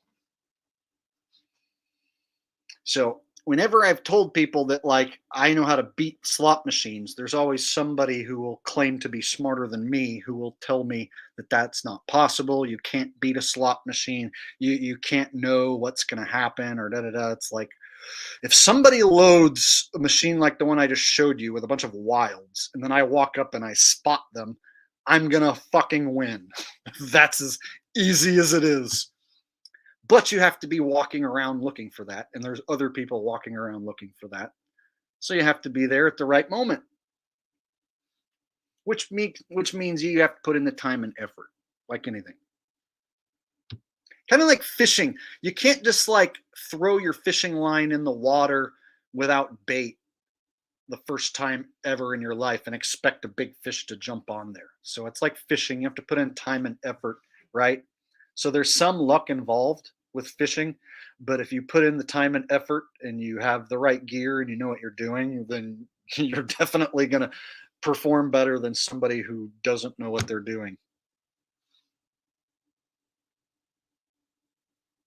But I don't recommend it if you have a small casino nearby. If you have a small Indian casino nearby, you're not going to have enough machines to keep you afloat. You have to have a big casino with lots and lots of machines. So I know where there's big casinos and lots of machines. And the biggest place in the world for advantage gambling is Las Vegas, but there's a shitload of competition. So there's people logging around checking machines all day, every day. So if you decide to be one of them, expect to bump into other people checking machines all day, every day. So anyone here who lives near Vegas or planning to go to Vegas, you might want to look into advantage gaming, advantage slots. All right. Don't judge me says catching Jake live is like seeing a unicorn. Well, I usually go live once or twice a week, usually at least once a week. And you never know exactly when I'm going to do it. So yeah, I don't have a set day where I go live. I should probably set up a day, but then that means I have a schedule and I don't like having a schedule. So because I don't have a schedule, I pretty much just pick and choose whenever I feel like going live. And so yeah, it can be like seeing a unicorn.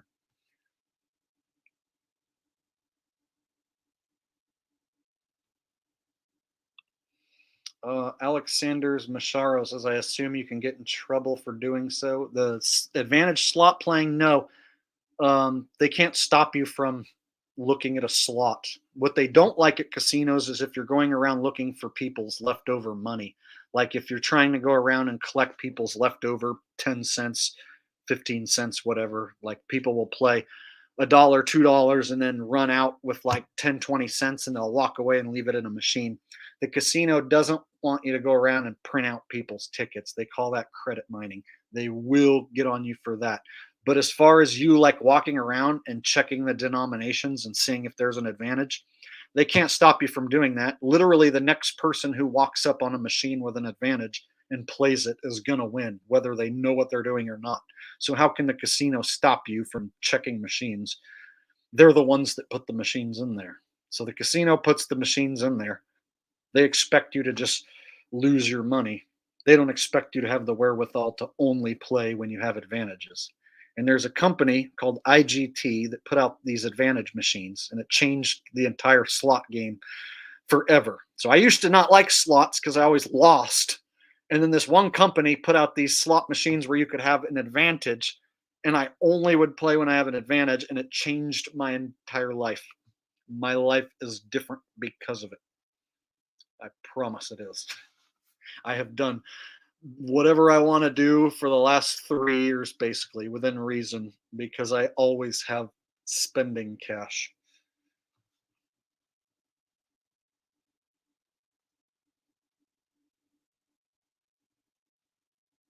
But yeah, they're there mainly to cash in on fools. So a fool and his money soon go their separate ways. So I look at it like yeah, there's people there who are definitely fools who are going there and getting beat. I'm not one of them. I am looking for fools who are going to play these advantage games and get up and walk away. And then I jump on that machine, play the advantage, win or lose, and then stop. And then get up and go find the next one. And I do that over and over and over again. And that's the only way that I've ever found that you can consistently win. And the thing about slots is you can turn $1 into $100. It does happen.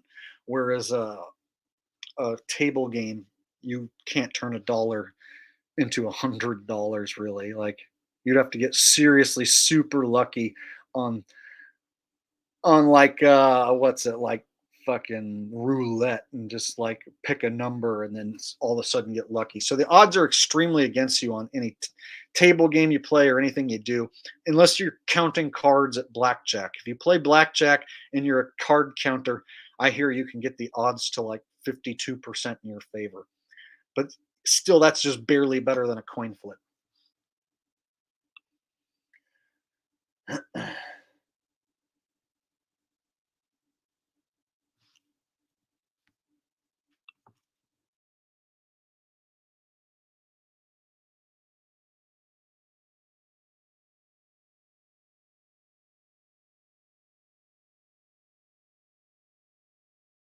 Scott Goriup says, how many hours does it take you to get a good machine? That can all depend. And some nights it's not about one big hit. Some nights it's just a bunch of small hits. And then you look in your wallet and you have an extra $150 because you won $10 15 times. Right? So sometimes I find a bunch of small shit and I don't find a big one. So sometimes you'll find a machine that has like 4 or 5 wilds and 1 or 2 spins left, and you'll play it and make only $4 or $5, maybe $10 on that one machine, and then you just keep. So it's all about just like trading your money, like being a Wall Street stock trader or a crypto trader. It's all about trading in your ticket and then making the next ticket that comes out have more money on it. So I try to find an advantage, put my money in, and then pull my money back out of the machine with the ticket saying that I have more money. And so if I have a night where I win a bunch of small pots, it adds up. So it's all about just hitting the wins, whether they're small or whether they're big. So it comes down to the denomination a lot of times. If you're playing on a small denomination, if someone leaves the advantage on a small denom and it's only 60 cents, well, then that's what I'm playing. If they leave the advantage on a big money, like $5 or $10, like per spin, those ones you can win a shitload more, but those are more rare. So there are people who will leave advantages on like a $10 a spin machine, and you can make $500, $1,000 at once, but those are more rare. So sometimes you walk up and it's like only a $1 denomination, and you only win a few bucks, whatever. But I try to just keep winning, just keep stacking up the wins. Jane says, craps is my main game. I used to play craps, but I always would have bad days where the numbers would go just all bad. No matter what strategy and craps you have, you'll have days where those numbers don't come and the bad numbers come. And when the bad numbers come, you can get your ass beat in craps. Holy cow, real bad. I remember like having days where I just could not get out in front. And I thought, oh, I'll just double my bet. I lost $20, I'll double it to 40. Lost $40, double it to 80. Lost $80, double it to ones. And then after you lose 4 or 5 times in a row of doubling your bet, you just have to walk away and go, never mind. So if you think you're going to like martingale your way to victory, which is where you double your bet every time you lose, that'll work until you lose 5 or 6 in a row and can't double your money. So there's people that will play blackjack, and then when they lose the hand, they'll double down their money. And if they lose again, they'll double it again. Yeah, that works until you lose 5 or 6 times in a row and can't afford to double it down again. So like I'm saying, if you're playing $10 a hand and then you lose, like I'm going to put down 20, then you lose. Well, I'm going to put down 40. Now you have to put down fucking 80 on that next hand. If you lose that one, now you got to stick down $160 just to get back that money you lost and be up $10. So you see how they can bend you over a barrel and spank you if the numbers don't go right? And that's why I stopped doing that. I had to give up on casinos until I found out about the slot thing. The only thing that brought me back to the casinos was I found out about the advantage slots. And I found out about that here on YouTube. I saw someone win an advantage slot on YouTube, and I was like, what? I have to go do that.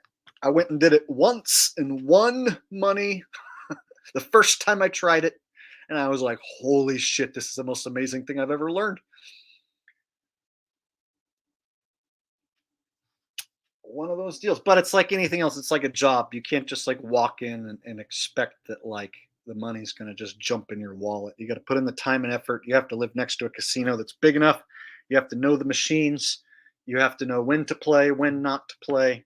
There's a learning curve. You can't just show up on day one and know how to do it. That's like showing up on day one and being an awesome fisherman, or showing up on day one and being a street magician in Las Vegas. You can't show up on day one and be awesome. It takes there's a learning curve. So, and there's a lot of guys who are into poker. So I'm sure there's a lot of people here who are into poker. I think poker's fun. What I don't like is like the long grind, and then not knowing if the guy I'm up against has one card better than me, and putting all your money in with the chance that somebody just has that one card you weren't thinking about, and then they rake your entire pot. So that's the thing I don't like about poker, is there's that chance where you walk away with your tail between your legs with nothing because you had a full house and someone else had a full house that was better than yours. You know, you had a straight, but somebody had the flush. You know what I mean? You had a straight, but somebody had a straight just one card higher than yours. Just shit like that. Or when taking a bad beat. I don't like taking bad beats. You know, like you put somebody all in and you have aces and they have a 2-3 offsuit, and you've got a pair of aces and you've got their ass nailed to the wall, and then like a bunch of 2s and 3s show up on the flop and then they beat you and you're like, what? So I don't like the bad beats. Bad beats piss me off. It makes me feel like I did everything right and I still lose, and I hate losing. So the thing I really love about advantage gambling on slots is the bad beats are way less. Very rare do I walk up on a really good advantage and get beat. So generally I win when I find a good advantage. Whereas in poker, you can have somebody's ass nailed to the wall and they will catch the one card in the deck that they need and send you packing from the table with your tail between your legs. And that to me is the loneliest walk. And I don't ever want to feel that again. So I stopped playing poker because bad beats hurt my soul.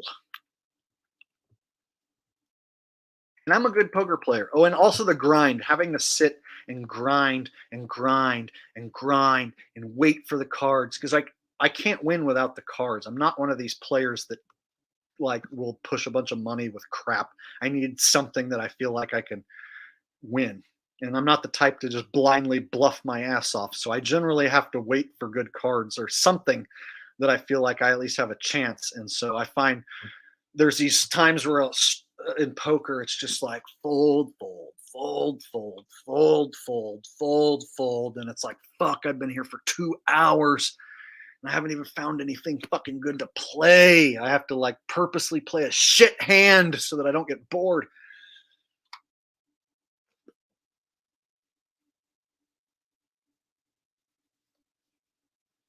And so the only poker that like I didn't mind the losses and I could win fairly consistency is low level poker, double or nothing on Bovada.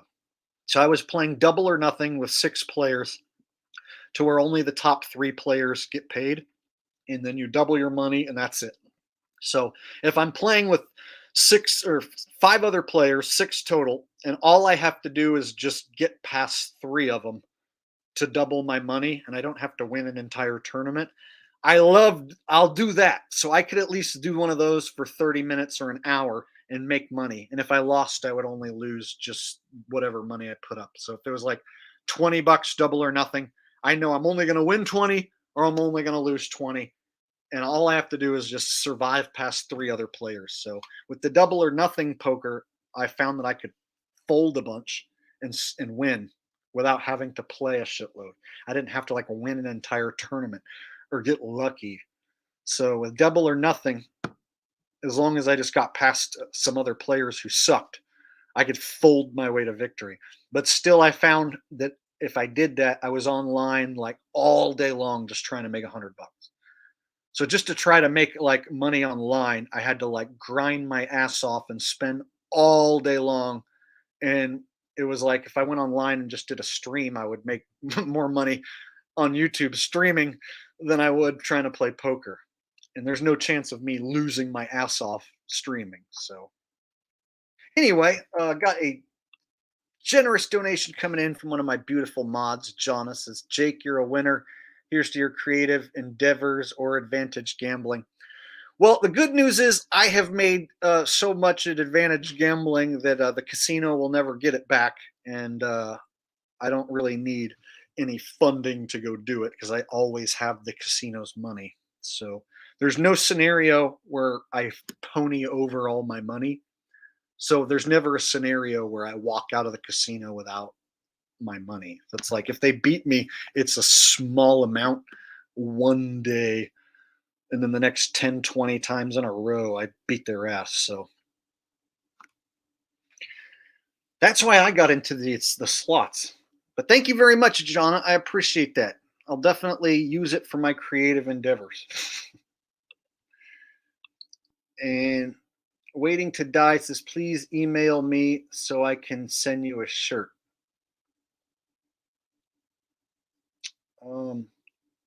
So my email, here, I'll put it in chat for you.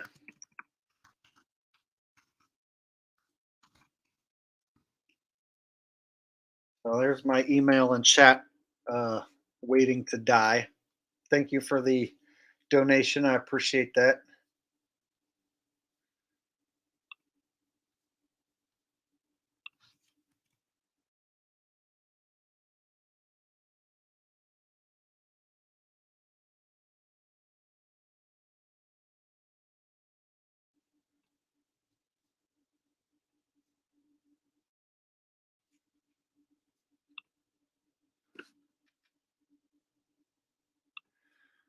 Island Rose is at Jake. Vegas question. Have you tried advantage gambling in Vegas? I tried to find certain machines on Fremont Street and couldn't find the ones you played in Reno. The video I just showed was from Las Vegas. So I went to Las Vegas in May and I wanted to check out the advantage gambling scene. All the ones on the strip have machines. And I'll bet you they have them. I didn't go to the old downtown area. And look. So I was on the strip this last time I went. And so I can guarantee you on the strip, every casino has advantage gambling slots. And I'll bet you, I would bet you that you just didn't know which ones they were. Or maybe you just couldn't quite find a few of the ones you saw me play. But I'll bet you that there were some other ones that you missed. So there's several different kinds, but a lot of them are very similar or they're clones of each other. And so, for instance, you'll see the one like I was playing that was Wheel of Fortune, where you collect wilds. There's another one that's just like it called Scarab, where you collect wilds. And there's another one just like that called Diamond Mania, where you collect the wilds. And so there's clones of different games that have the exact same rules, basically. But I was at MGM Grand, found a bunch of machines. Mandalay Bay had a bunch of machines. Luxor had a bunch of machines. New York had a bunch of machines. Excalibur had a bunch of machines. So I walked all around that area, that side of the strip, and found a shitload of machines. But there was also a shitload of advantage gamblers in competition. So there's a ton of people walking around trying to do the same thing. So what you want is you want to find tourists who are playing the machines and catch them as they're getting up, because the machines don't last long with an advantage on there because there's always gamblers walking around looking and checking the machines. So once someone gets up and walks away from an advantage, it gets gobbled up and played pretty quick, especially in Las Vegas. So Las Vegas has more machines than anywhere in the world, but it also has the most competition of other advantage gamblers. So you're going to have more machines and more chance to win there anywhere else in the world. They also have multi-denomination machines where you can change the denomination from 1 cent to 5 cents to 10 cents, sometimes even 25 cents. And so then you're looking at, like, instead of playing $1, you can be looking at playing $10, $20, $50 per spin. So you have to be very careful that you check your denominations before you go hitting the button. There are other gamblers who are changing the denominations. So you can walk up on a machine not know that you're about to play $50 a spin because you think you're playing $5 a spin, but they've changed it to 10 cents times the denomination that you're looking at. So always double check that you're playing for 1 cent or 2 cents or 5 cents or 10 cents, because like I said, like I've seen people dust $100 bill in seconds and not even understand what the hell just happened. So people think they're going to play for $1 and they're playing for $10, and then they're like, boop boop boop. Hey, where the hell's my money?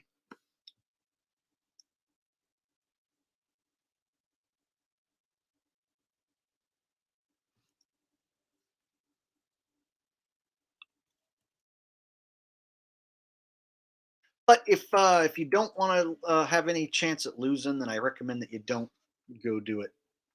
Same with betting on football. There's a lot of people who think they know about football and they're going to pick winners.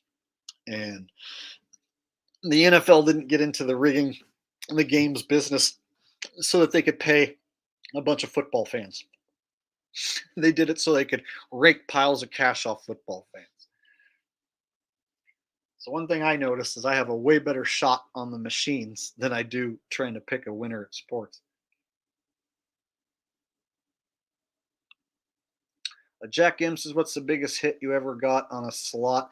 I actually haven't had a gigantic hit as far as like all at once. So the biggest I ever got on one machine was like 1,100. So just under a hand pay, which is fine because when you get a hand pay, they actually like take the taxes out and make you fill out paperwork, and the government finds out that you got a hand pay and all that. So anything below a hand pay, the government doesn't get to figure out that you won that and doesn't get to tax it. So if you win $1,000, it can be better than winning $1,200 and having them come out with paperwork to hand pay you. So the most I ever got on one machine was 1,100, and it was a machine called Ocean Magic, and it was in the high limit room.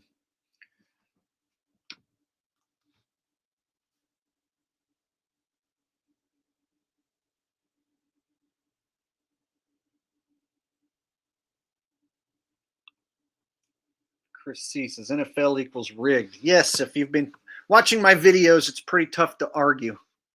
Although the fanboys try. You know what the fanboys say? The NFL fanboys? This is their favorite thing. Bruh, it's obvious you've never played a sport in your entire life. Bruh, you don't know anything about football. Or this is classic. Tell me you know nothing about football without telling me you know nothing about football. That's their favorite thing to say. So apparently these fanboys think that like I'm a nerd who's never played sports, and I make videos about football and break down football plays, even though I've never played it and don't know anything about it. Like, when was the last time you saw a nerd who never played a sport who made videos about football being rigged or talked about football being rigged? Here's the thing, nerds don't fucking talk about sports because they don't know about sports. They don't watch them. So a nerd, a sissy boy nerd video game player, isn't going to tell you about the NFL being rigged and be able to break it down because they never watched it. They don't even understand how it's rigged. They can't explain it to you. So it's funny that the NFL fanboys will be like, bruh, you never played a sport in your life. I can tell by your voice. I'm like, okay, actually I played baseball, football, I ran track, boxing, amateur wrestling. And then when I was a kid, like on the playground, we played football like every day during recess. Like when I was a kid, we played schoolyard football all the time. Like I played more schoolyard football than I did organized football. And so I was always playing sports. And so you have to know about the game if you're going to be able to explain to someone else that it's rigged in detail while looking at it, right? And so it's funny that the guys will claim, you don't know nothing about football. It's like, yeah, I'm a dork who plays video games, but somehow I make content about the NFL being rigged. Because that's what dorks do, right? Yeah, dorks who watch anime and play video games all day, oh, they love to make rigged NFL content because they're so dorky, right? See, like they're so stupid that when they diss me, they can't even understand that they don't even make sense. Bro, you don't know nothing about football. Oh, really? That's why I'm sitting here getting all these views talking about football, explaining why it doesn't make sense because I don't know nothing.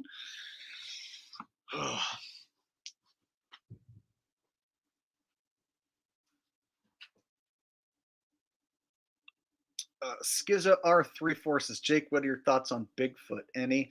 I don't really believe in a Bigfoot. I think people see bears that maybe walk on their hind legs and they just assume that it's Bigfoot.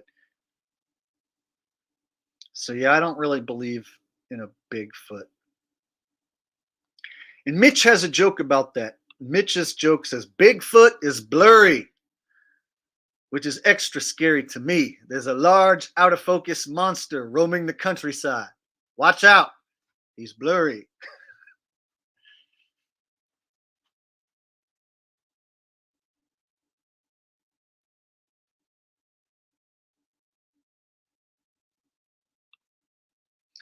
Oh, here's a good point I wanted to make too. I'm glad you brought this up. PJ CNET says maybe they played Madden NFL 23 on a console and they think they're now an expert. Here's the thing: is people bitch about how bad Madden's broken. So all the people who play Madden bitch how it sucks and make videos on YouTube about how they hate it because the AI is broken. Well, guess what? The NFL is rigged. So the video game is based off of a product that's rigged for entertainment. So when you look at the players purposely missing tackles, the AI is now trying to make sense of this. How is the AI on a football game based on a game that's rigged and fake supposed to give you a simulation of real football? So people are getting pissed off that when they play Madden, it doesn't feel like a real simulation of football. Yet they watch rigged NFL games that are fake as fuck and think that that's real. It's like they don't understand the plays being programmed into the game are flawed and broken.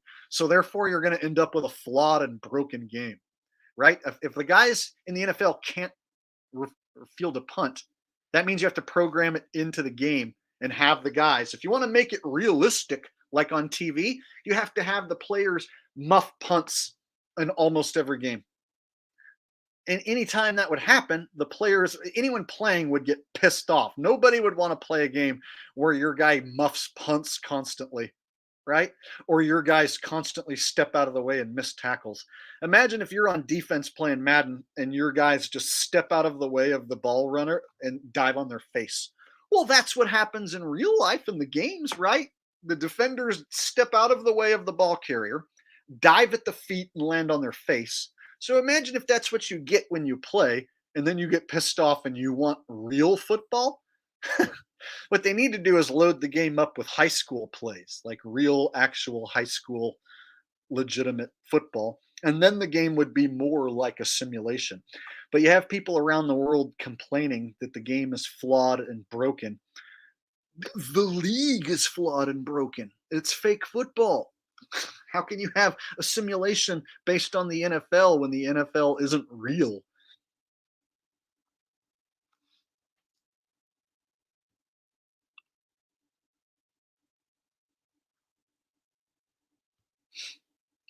Ark says flat Earth is way better than Bigfoot or aliens. Well, definitely the subject of the Earth not being a ball and this realm being something other than what we're taught, to me, is definitely more intriguing than Bigfoot or aliens, for sure. Furthermore, I don't really believe in Bigfoot or space aliens as we're told, but I definitely think that the Earth is not what we're told. What it is, I don't know. That I can't tell you, and I don't pretend to know, like the shield channels. So the shield channels will pretend to know what this place is and how it all works, and have their little maps and their fake sun path and their apps and all that bullshit. But I'm like the only one that tells you Earth isn't a ball, and I don't really know how it works, and I explain why those other maps don't work and why the globe works. So I definitely still like the subject, but the Only thing about the flat Earth subject is that I feel like I've said all I can say, and there's no new information that I've discovered for me to bring you. So some people will be like, Jake, quit making football videos and talk about the flat Earth. And I'm like, well, I don't have any new discoveries to tell you about. There's nothing new since the last time I talked about it that I can bring you, you know, as far as like information that I haven't already told you. So that's one thing with the subject. I feel like I've kind of hit a ceiling with it. And I brought on Q and Phi, and we showed you how the sun path doesn't work on any of the flat maps or the globe map. And we're all seeing the sun and the moon and the stars in different locations at the same time, which don't triangulate, which doesn't make sense. So basically, the data we're given is not adding up as far as making any sense at all, which means this realm we live in doesn't add up, doesn't make sense, and it's a magical realm of sorts. And to what degree, I don't know. And I don't know how I'm supposed to figure it out. So that's the problem with me making new flat Earth content, is like I reached a point where I learned what I needed to figure out. And I don't know what else to figure, like how to figure out anything new about it. If that makes sense. It's like I pretty much learned what there is to learn. And I don't know how to learn anything beyond what I already know without me being able to explore, like without worrying about being stopped or without worrying about money. Like if I had my own plane, my own boat, and my own crew, and I could go explore and figure shit out, well, then I would definitely have some new discoveries for you. Then I could make a video that would blow your mind. If I was like, hey, guess what, guys? I found that there definitely is some more land, and I'm going to show it to you now. That would be huge. But see, I don't have anything to bring you as far as any new discoveries. So I feel like I would just be repeating the same shit. And so I don't want to be one of these channels that just repeats the same thing over and over again. So that's why I try to dabble in different subjects, make videos about football being rigged, space being fake, Elon being a puppet, Kanye being a puppet, the bang bang pow pows being a hoax. So I try to just mix lots of different truth so that I'm not just repeating the same thing.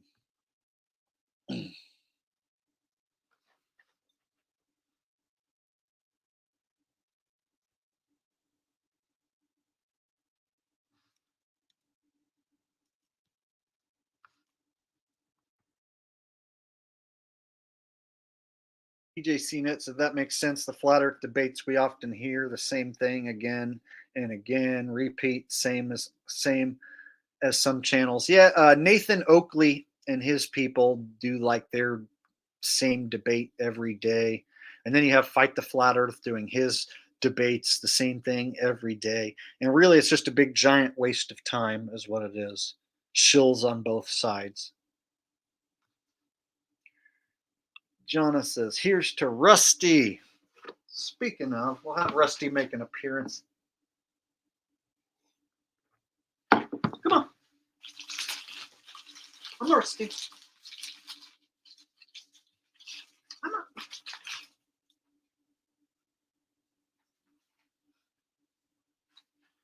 Come on, Rusty. There him is. There's the Roosties. Say hi, Rusty.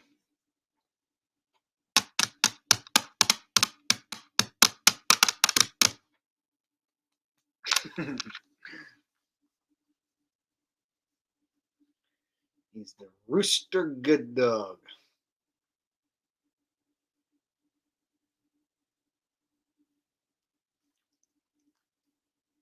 Oh, did I miss a super chat?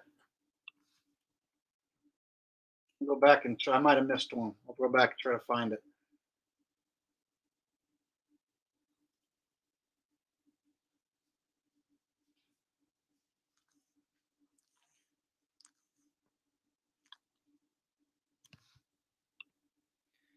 OJ and Toothpaste 2 says, what do you think of Professor Dave?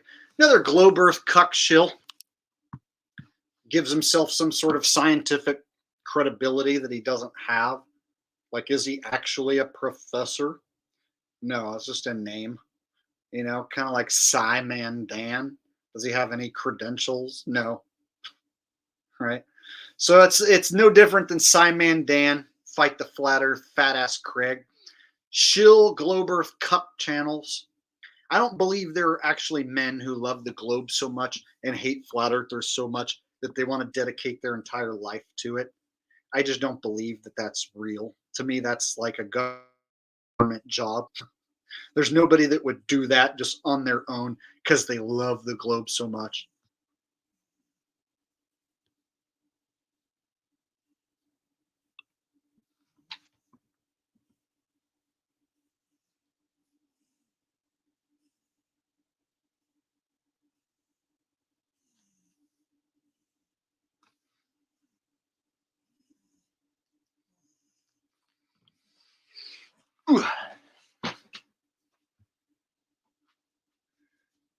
G Hart says, same as Bill Nye the Lying Guy. Yeah, Bill Nye is just a Disney character.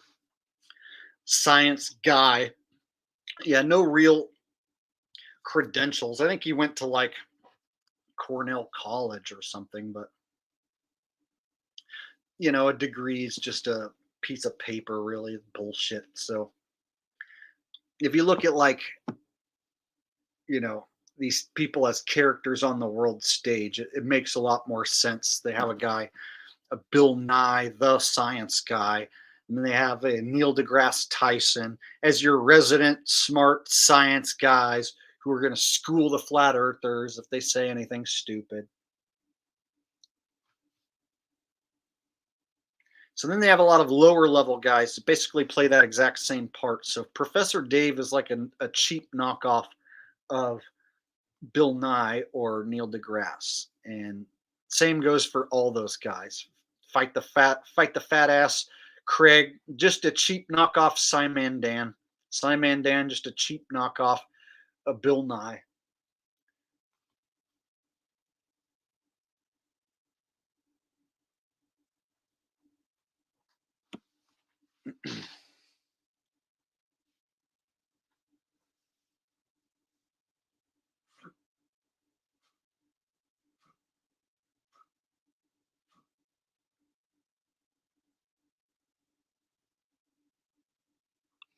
JT says, Holly weird suckers.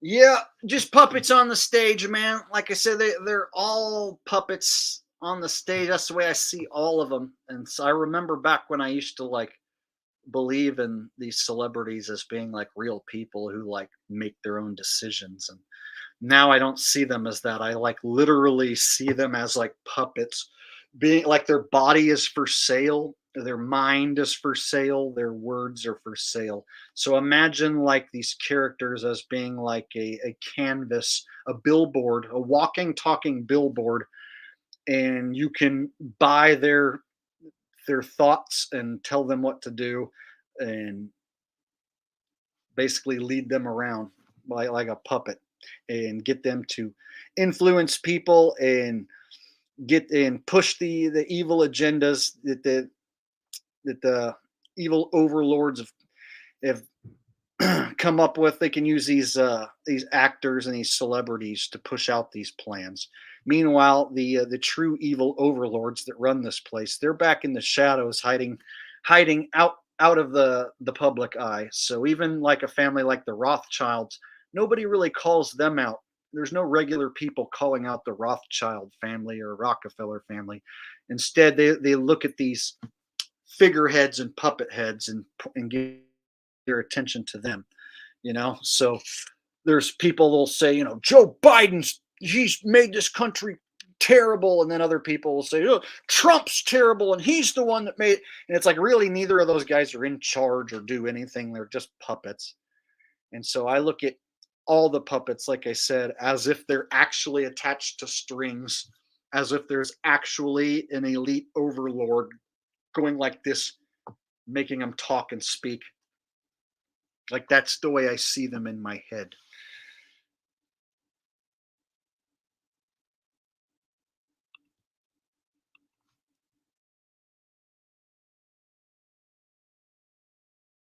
C says, please keep doing more NFL vids. They are awesome.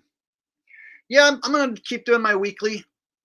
You know, I know not everybody's into football, and I don't want to isolate my old subscribers and have them think that, like, from now on, it's just going to be a football channel. So I want to always keep doing other content outside of football, like this stream, you know, hasn't been a football stream. We were talking about Elon and what the hell, all the bang, bang, pow, pow. So I want to definitely keep covering all sorts of different subjects. And football season will end before you know it. It goes quick. We're almost halfway through. So football ends, you know, around February.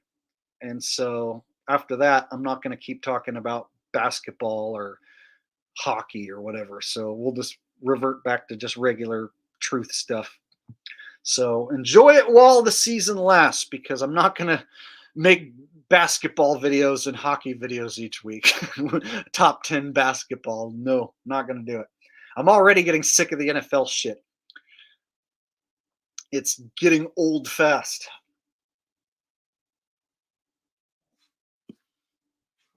But I enjoy all the new people showing up and all the positive comments that are coming in. So I'm still getting a kick out of doing it. But definitely each week it's like, oh, here we go again. I have to watch this shit. It's like I have to consume the highlights and make the next top 10. So it's like this job that I have to do.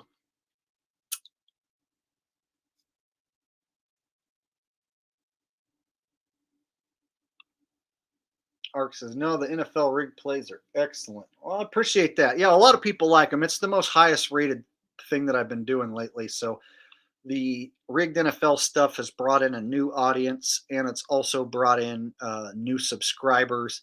So I'm getting people who are watching weekly who have never been here before and who just showed up because of the NFL stuff. So it's cool to see the channel growing again and getting new people in here. And so that's been good.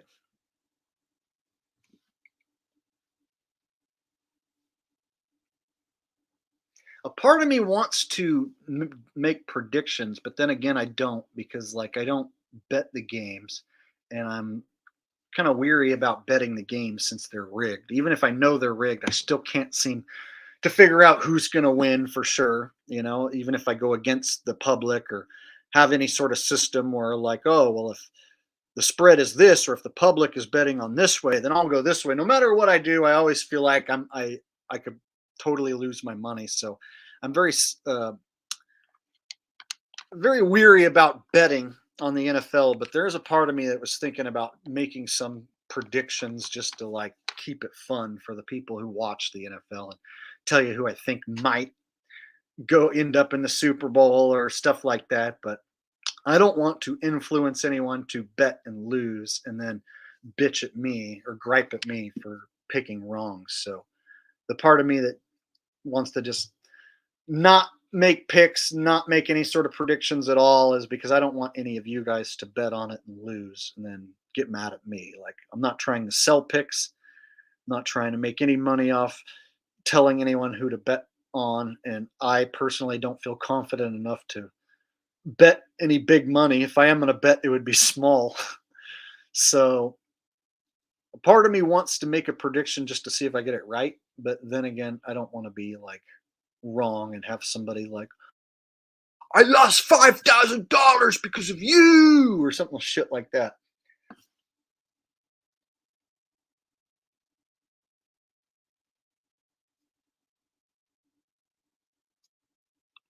PJ CNET says, do you think they might change their mind on who wins during a game? I think there are a handful of games that might be like 50-50, and maybe they send the players out there without knowing who's going to win and tell them to just stick to this certain script, and by the end, when all the live money comes in, we'll figure out who's going to win and we'll relay the message to you on the field.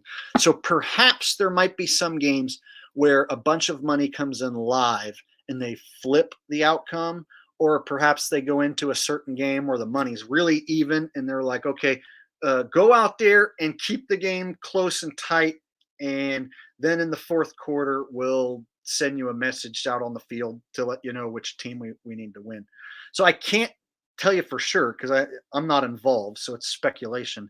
But my guess is that if they had a game that had about even money, and then while the live betting was going on, if a shitload of money came in, they could probably just say, okay, guys, change of plans. Now we're going to have the other team win. If everybody's got like an earpiece in their helmet, it could just be as easy as like, change of plans, guys. Now we're going to have the Vikings win instead of lose or whatever, you know.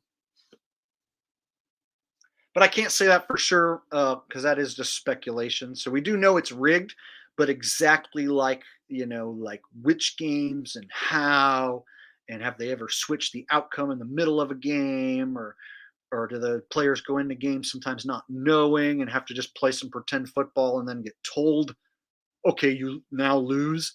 So we don't know that for sure. So that, like I say, we just have to speculate. But I would imagine that some in-game bets have changed the outcome of a game.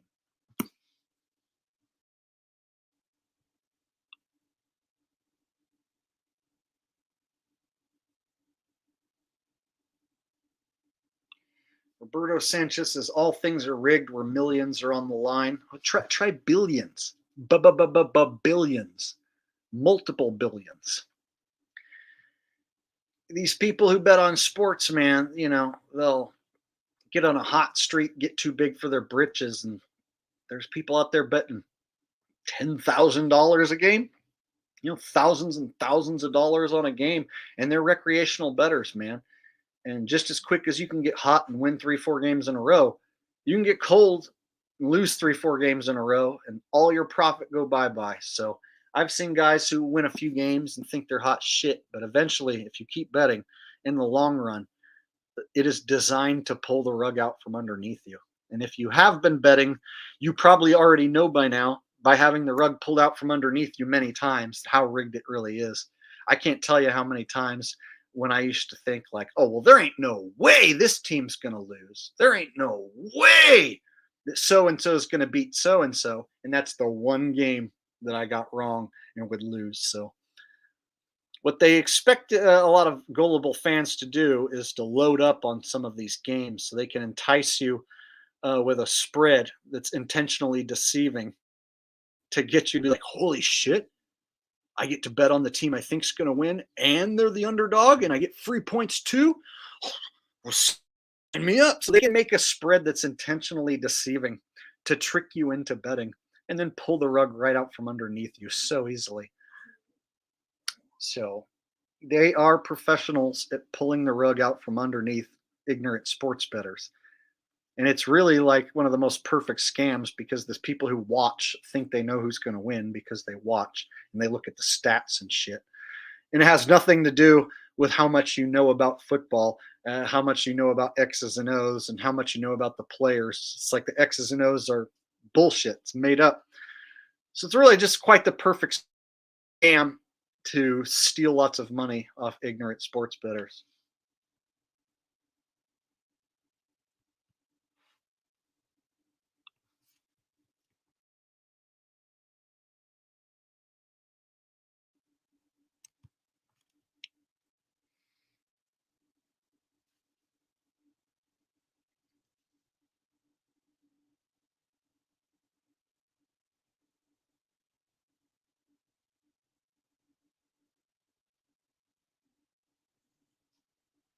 Going back just 1 minute. OJ and Toothpaste 2 says, what do you think of call for an uprising? Most likely shill channel. It looks like it's somebody, like it might be the same person as RV or some shit, maybe using a voice changer. But most likely a shill channel. Anyone who doesn't tell you their real name is always somebody that I'm skeptical of. Anyone who uses a fake name, character name, doesn't show their face. Anyone who doesn't go live and just talk to you like a person, that's also another red flag. So for instance, like if a person like, you know, a flat earther like Eric Dubé, for instance, never goes live, never talks to his audience like a regular man, that's also a red flag. So any channel I see that has a big, gigantic following and doesn't have like a regular personality, like a regular man, I'm always skeptical. Like if I can't find human elements to a person, that's always bad news.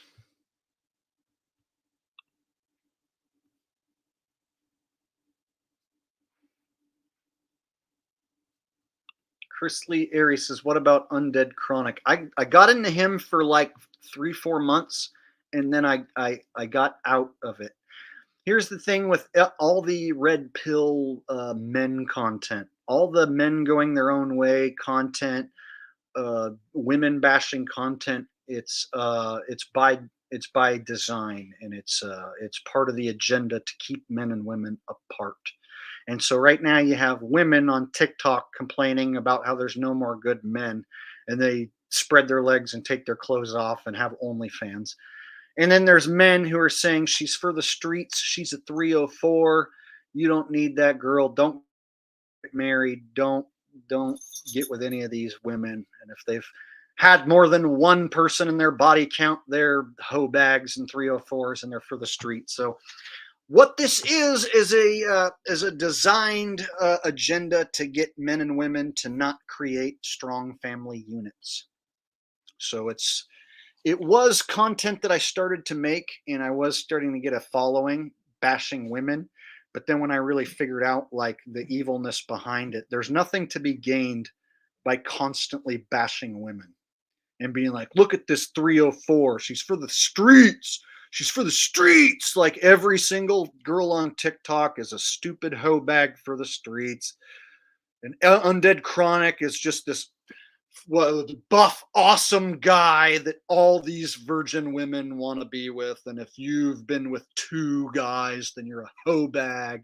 If he only wants to be with 16-year-old virgins and whatever and shit, it's bullshit is what it is. And see, I started to fall for that and get into that. And really what it is a division between men and women by design, so that men and women don't come together and create a strong relationship and then create a strong family unit. It's all about getting people to be single and miserable and lonely, because single, miserable, lonely people don't procreate. So if they're keeping you from procreating by having you think all the women are hoe bags, and then all the women are hoe bags with OnlyFans accounts spreading their legs on TikTok, they can do a pretty good job of keeping people from having babies and creating a strong family unit. Chris says, I agree with you, Jake. Now, see, I did have this content that people were digging, and I was picking up new subs. On my backup channel, I was going on Tinder and showing girls on Tinder who like me, who are big and fat and ugly, and I was bashing them. And I realized there's nothing to gain from that. I'm not helping the world. I'm not fixing anything or making anything better by bashing fat girls who think that they have a chance with me. And so the dating apps are absolutely terrible, but basically we live in a world where like a man can't walk up to a woman in a grocery store and like hit on her the old fashioned way anymore. Like you'll get looked at and treated like you're a piece of shit weirdo.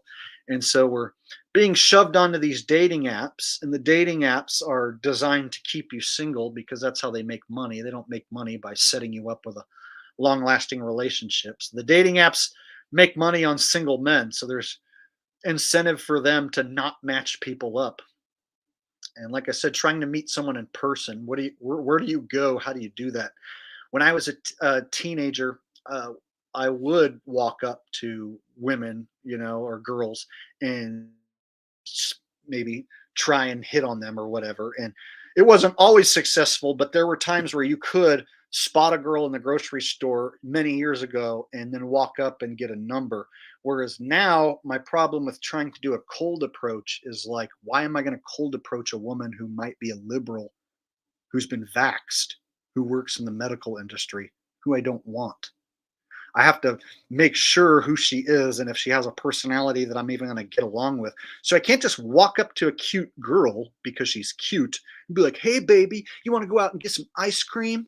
Whereas in 8th, 9th grade, I could walk up to a girl in the mall and be like, hey, you're cute. Can I have your number?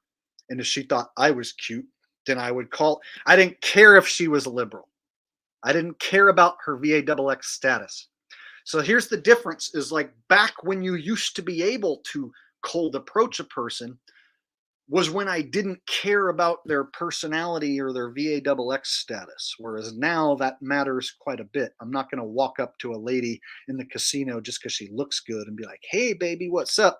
Only to find out that like, oh, she's liberal and has a monkey VAXX and 5 boosters.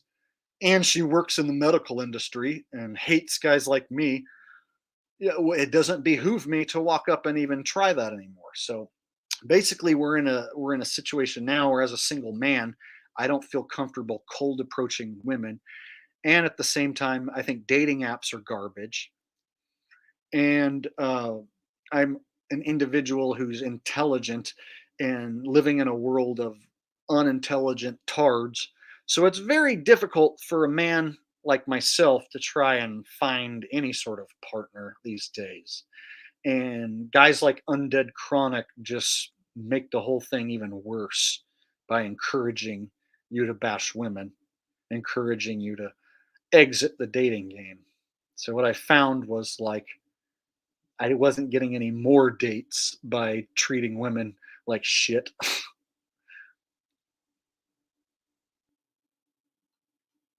Now that doesn't mean women don't like the assholes and don't like the bad boy. They definitely do. And so I'm not saying that if you kind of treat a woman a little bit shitty that she won't respond sometimes positive, whereas if you treat her if you show her too much love too fast, then she'll reject you. So I'm not talking about that.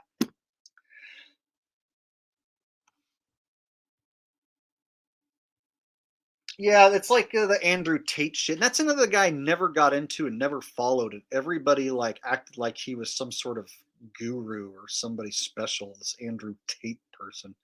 Anyone claiming to be being banned by all the social media platforms because the things they say or whatever, it's bullshit. I tell more truth than all these motherfuckers combined and have been for years, and I'm still here on YouTube. How? Oh, I guess I just avoided key terms and called the whole thing comedy. I guess none of the other people who got taken out were smart enough to do that. So somehow I tell more truth than all these loser ass controlled shills. Yet they get banned.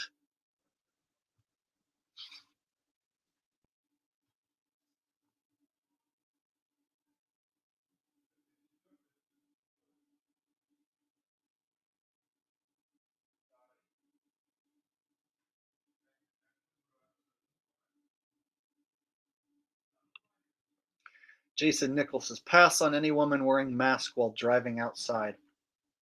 Yeah, but the thing is, here's the deal. Most women are liberal in the United States. Most women fall on the liberal side. So women with conservative values are more far and few. And even then, like they can, I don't want some Trump loving chick who's just as stupid and like believes in Q shit, right? So typically women are just more liberal. And I notice like certain jobs that like is overwhelmingly women, like medical industry. Who usually wants to go into the medical industry? Women. All these women want to be nurses. Oh my God, every girl in the fucking world wants to be a nurse nowadays, right?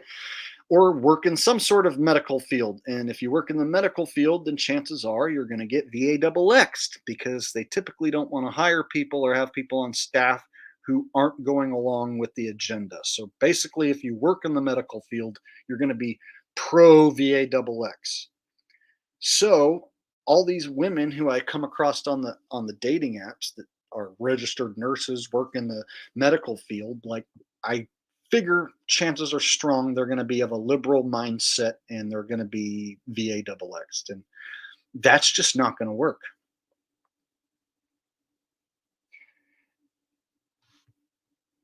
Don't judge me, says Jake is living in the wrong area. Well, it can be shitty no matter where you live. It just all depends. There's women who like me and who agree with all the things I say and who watch my channel, but they're far and few and spread out across the world. So it just doesn't work out perfect for me, where there's women who think the same as me and who like my content, and like what I do, who live nearby and are single. So typically it's like the women who are like into what I do and are single are like, Jake, drive 3,000 miles to come see me.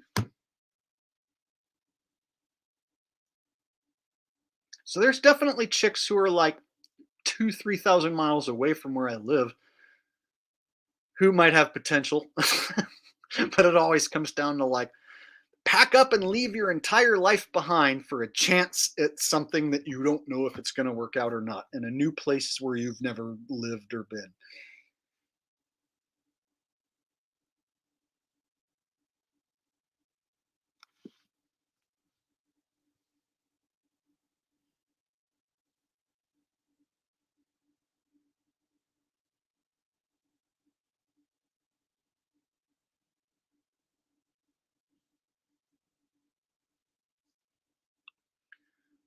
Skiza R34 says, or a hairdresser.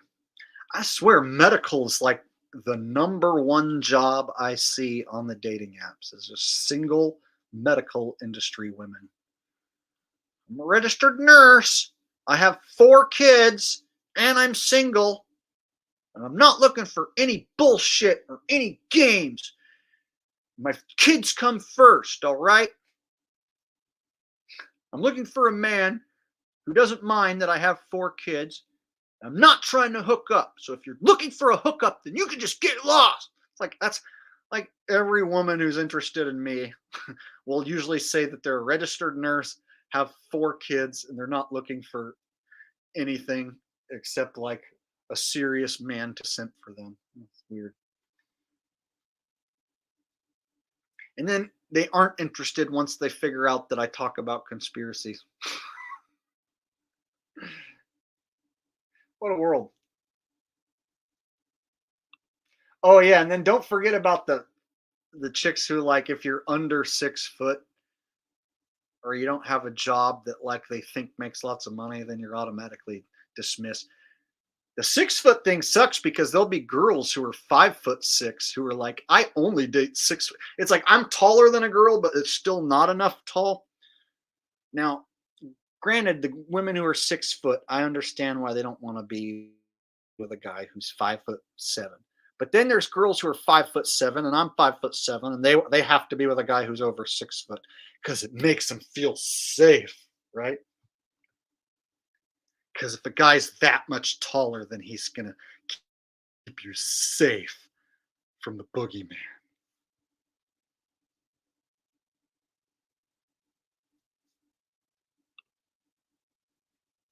And the funny thing is like they'll like get offended as fuck if you were like, oh yeah, I like my women to be under 200 pounds. Sorry. So I remember a girl was like, I like my men to be bigger. Sorry. I'm like, I like my women to be smaller. She's like, you're an asshole. I can't believe you would say that. It's like totally acceptable for a woman to say she doesn't date guys under 6 foot. But if you say you don't date fat asses, that's unacceptable. And you're a misogynist. And the sad thing is about those apps is it rewards average women like with chads. Like, so a chad who's an 8 or a 9 or even a 10 will smash a chick who's a 5 or a 6 because he's bored. But then those women think that that's what they deserve is a 8 and 9 chad, an 8, 9 or a 10 chad because of that, because they've got him before. He just won't commit. So it's like the guys who are 8s and 9s and 10s, they can get a plethora of different women, and so they do. And so it's like all the women who are on those apps want that top Chad guy. So it's and they're even willing to like all share and carousel the same dudes. It's just, and then the dudes on there who are average just get ignored over and over and over and over and over again. So if you're a 5 or a 6 and you're a dude, you are basically buried and getting no attention, because the women who are 5s and 6s can still get laid by a dude who's an 8 who's bored. What a lovely world we live in, huh? Isn't it awesome?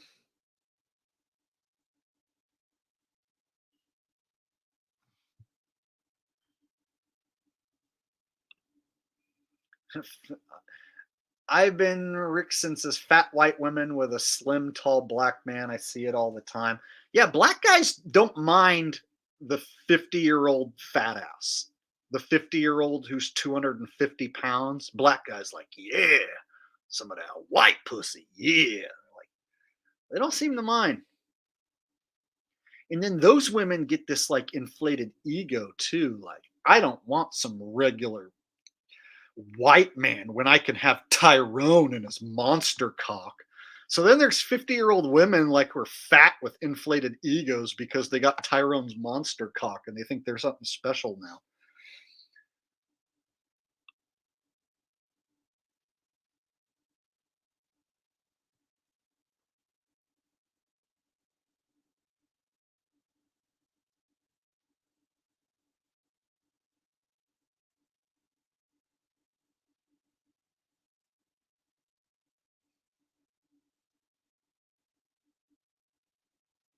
Ark says you got censored. Did somebody time you out or what? I didn't see it. Don't time out Ark. He's a good guy.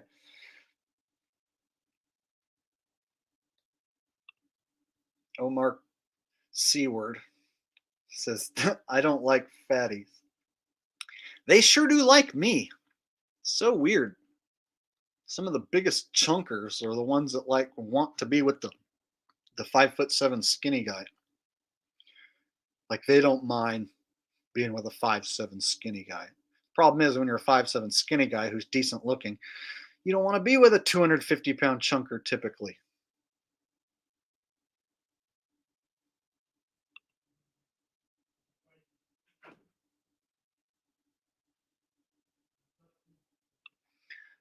Amsterdam, Pattaya, Thailand says, how about the water levels at the lakes? Any updates on that? Last I saw, the Lake Mead was back on the rise and had risen several feet. So I think they got a bunch of rain out there unexpectedly. So my guess is they want to brush that under the rug for now and get people to shut up about it. And then next summer, you'll probably hear about it again.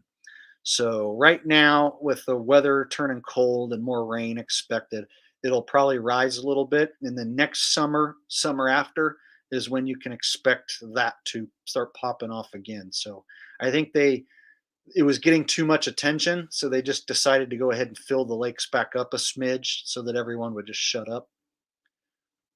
So they're not completely back like full again or anything, but they aren't as low as they were.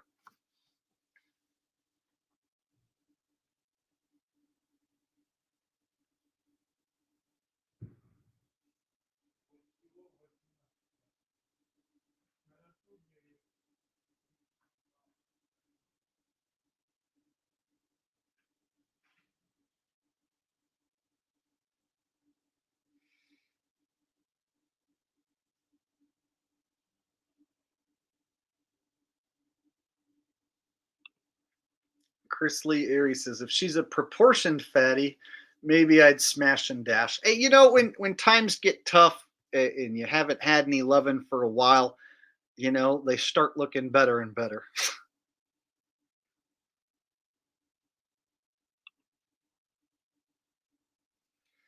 Diamond Sauce says, fluffy girls need loving too. It's not just a little fluff. It's an epidemic of unhealthiness. So if you go back and look at pictures from the 50s, there weren't 300-pound women. If you go back and look at pictures from the 60s, there weren't 300-pound women.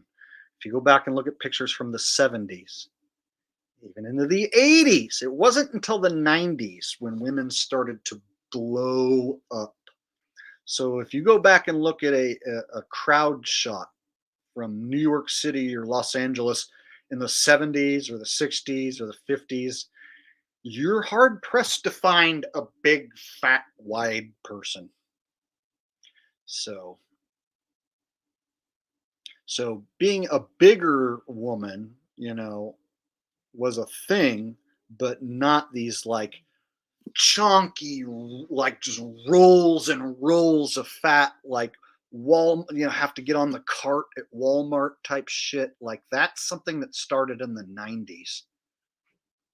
Maybe about the late 80s into the 90s is when you started having like big, huge ass fat people.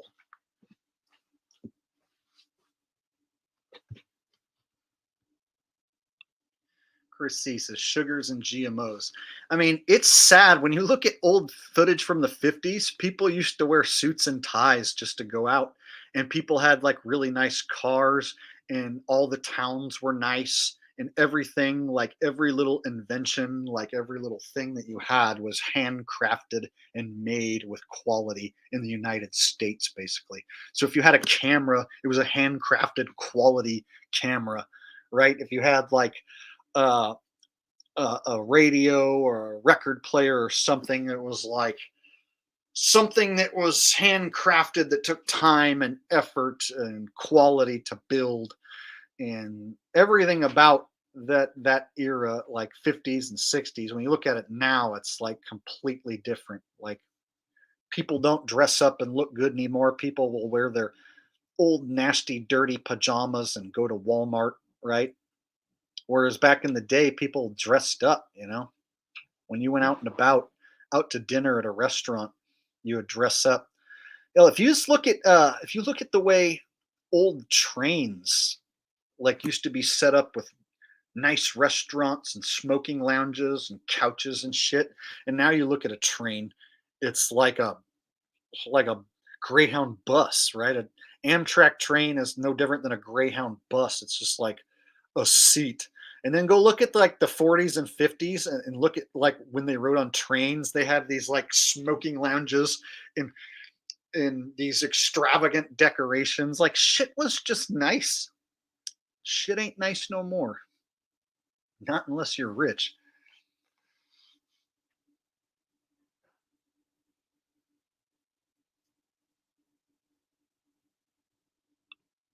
Bruce G says used to wear suits to NHL games. Well, all sporting events. And it wasn't just sporting events, it was anything. If you went out to dinner or anywhere, like you dressed up at least semi nice. People didn't wear their pajamas and crap like out around town. There wasn't like black guys with their pants around their ankles, standing out in front of stores begging for money and shit. So if you just look at the way everything used to be, it's like the United States at one time before I was born looked like an amazing place to live. So if you go back and watch like some video footage from back in the 50s and 60s. Now, it would suck if you were born black, of course, in a white neighborhood that was racist or something. That would suck. But if you were born in suburbia and had a decent job and lived in that era, you could, meet a woman and start a family and create an actual strong family unit and live in a house in a decent neighborhood where people were nice and you had good neighbors, and actually live in like a time where it was probably a lot better to be alive. Quality of life was a lot better. And then you look at it now, it's like shit. This is a hellhole. It doesn't even resemble what it used to be.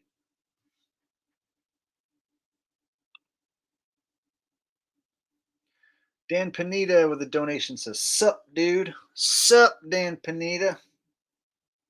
Pineda.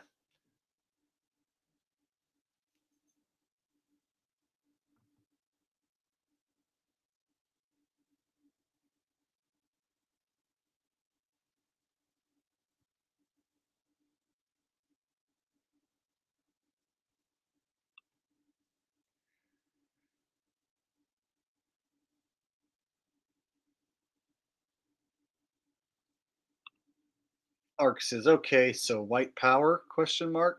That reminds me of a joke, and it goes like this. White power, but I also love Mexicans. White pride, but black people are also just as awesome, maybe more so. And I also love Puerto Ricans too. Yeah. Simply can't get enough of them South Pacific Asians.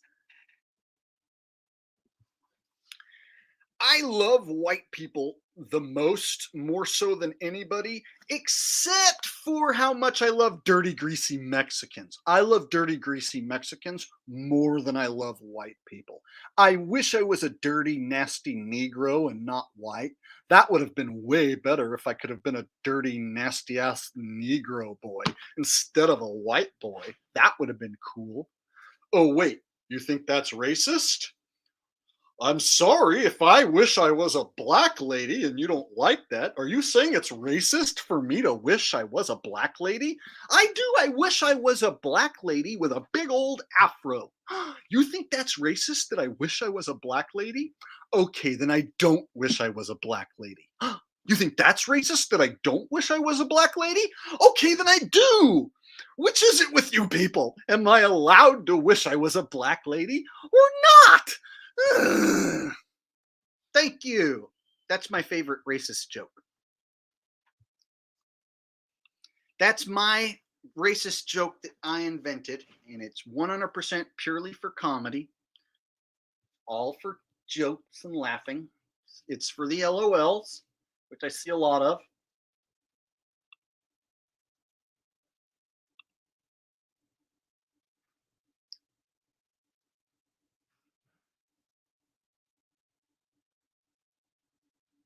Here's a good one. Black people are my third favorite type of people.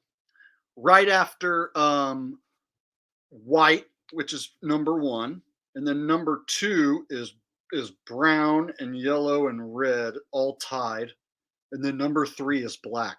So black people are my number three favorite. Right after white and brown and yellow and red, they're my third favorite.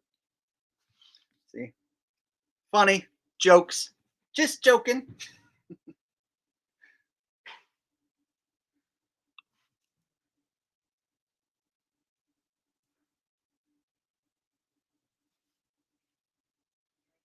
I think Rose asked if I'm in California. Yeah, I live in the Sacramento area.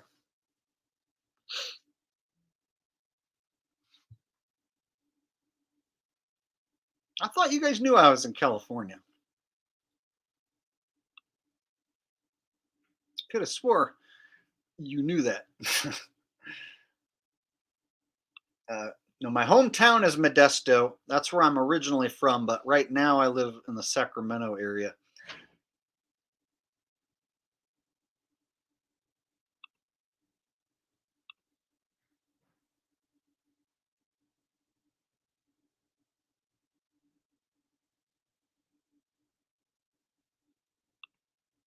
Just incredible. Says racism was created by the elites anyway, not regular humans.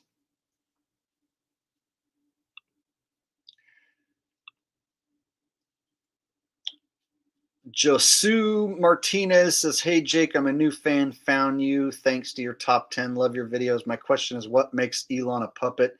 It's easy to see how Kyrie is being used as an example. Okay, so Elon Musk is not really in control of these companies. He's a figurehead who they can trick people into believing is a genius and a trendsetter, an inventor and ahead of his time and all that stuff, when he's just an actor who they're trying to convince the public that he's in control of all these companies. So space travel, for instance, is fake. There's no real space travel. So SpaceX is bullshit run by the government. So NASA is the government. NASA is a branch of the government. Space travel is fake. The government lies about space travel. So therefore, Elon Musk claims his company, SpaceX, also goes to space. And they team up with NASA and do joint ventures together. So therefore, SpaceX is the government, which makes Elon Musk a government puppet. So what they do is they convince you that this guy's in charge of Twitter, in charge of Tesla, in charge of SpaceX, when really he's just a guy reading his lines, playing his part. So the elites who are really in charge, they can do a lot of evil things with these companies, but get you to pay attention to this guy and get you to think that he's a genius. So the same way Bill Nye is just a Disney character and a puppet, or Kyrie Irving pretending to be a flat earther, it's no different. All these people are just playing parts. So Elon Musk is playing the part of a rich CEO who's on your side and trying to help you with Twitter to become a place where you can say what you want and have free speech. So they're trying to convince the public that this guy's on your side, somebody who you should be cheering for. And really, he's pushing evil agendas on behalf of the elites, who are the ones who are really in charge. And I actually did a longer segment and explained it even more so in detail earlier on in the stream. So if you want to go back and watch the beginning of the stream, I did a full segment on Elon already. So that's basically just a repeat of what I already broke down.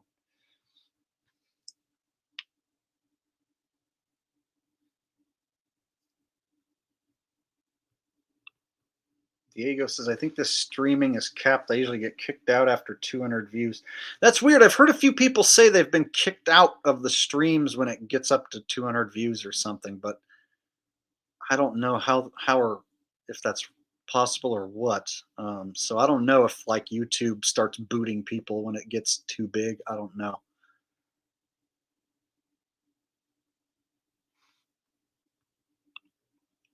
Josu says, thank you. No problem. It'll make more sense the more videos of mine you watch. I break down the world stage and all the different actors and puppets on the world stage. And once you realize that these people aren't in control of their own words or their own personality, they're bodies for hire. So the people who truly run this world and have evil plans for all of us, they use these celebrities to influence our popular opinion and to make us think that they're really in control and they're really doing something when actually they're just actors and puppets.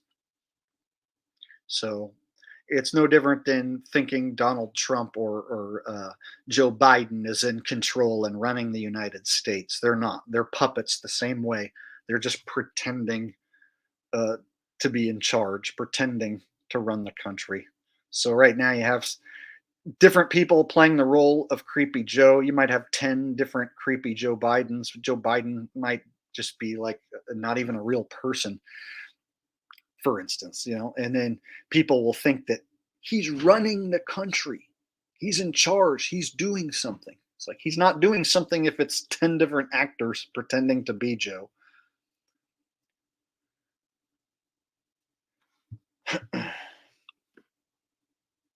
Jason Nichols says actors equals paid liars. Indubitably.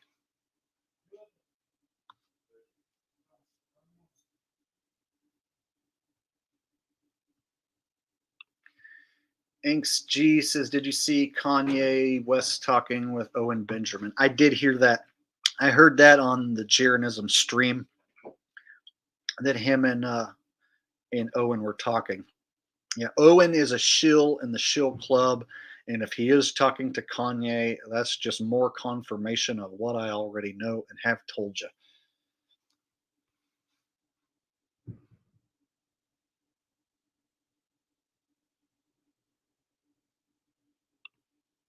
Cactus J2K says, I think anyone like Elon that appeared on The Simpsons is a puppet.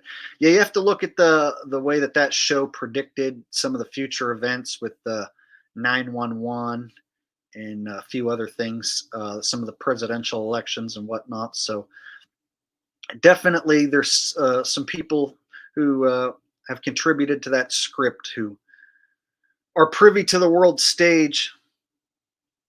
Kind of like when Hulk Hogan and Macho Man back in the late 80s were talking about the Twin Towers coming crumbling down. You're going to see the towers come crumbling down. So I always wonder, like, who is it who writes these scripts and gives them, to the WWE in that circumstance? Like, it can't just be Vince and his writers who came up with that on their own. So same deal with The Simpsons. Did Matt Groening and his team of comedy writers come up with that all on their own, or were they given a piece of a script and told to insert that in The Simpsons? And again, that's speculation, so I have no idea exactly how some of those pieces of script get written or inserted into those programs where they foreshadow the future.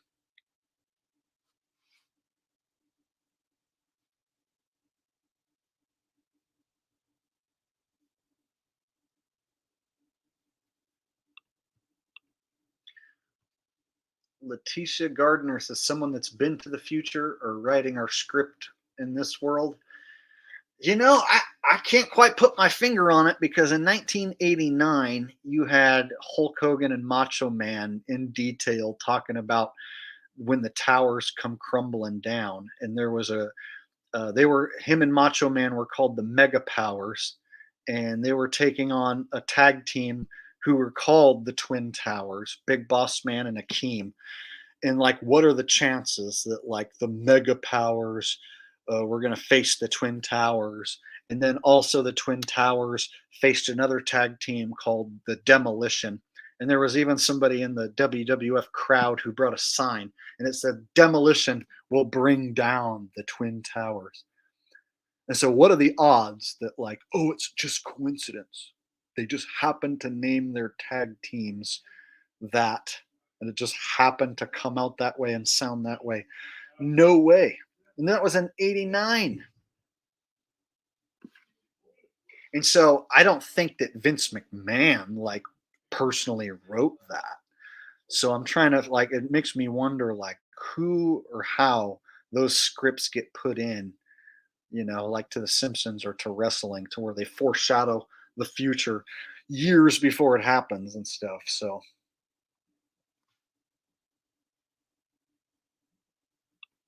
yes, Macho is now dead, but the Hulkster's still alive, brother.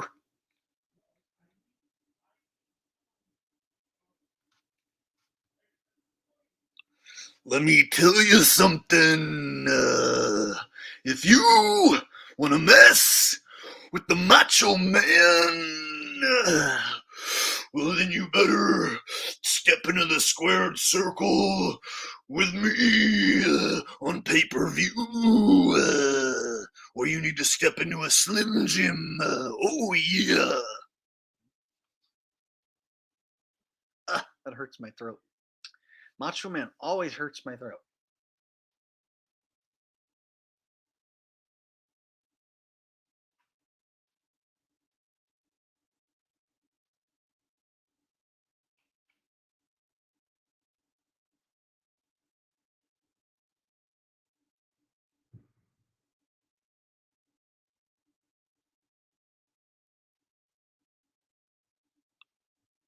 Chris Lee says, perfect Macho Man, bro. MM33. Yeah, there's crazy stuff with them wrestlers because a lot of them die. So if you look at how many pro wrestlers have died under strange circumstances, there's definitely something evil going on in that business. And then when you look at the way Vince McMahon has been taken out of his own company, it makes me wonder if Vince got kicked out of the club and they got rid of him. Like, I haven't seen Vince McMahon since they took him out of his own company, and that was his baby. So for Vince to be removed from his own company and no longer be making any sort of public appearances is very strange. Makes me wonder if those who were in charge decided that they wanted to take over the WWE and get rid of Vince. So it makes me wonder if people in the club can get kicked out of the club, or if it's all by design and part of the show for him to get kicked out of his own business.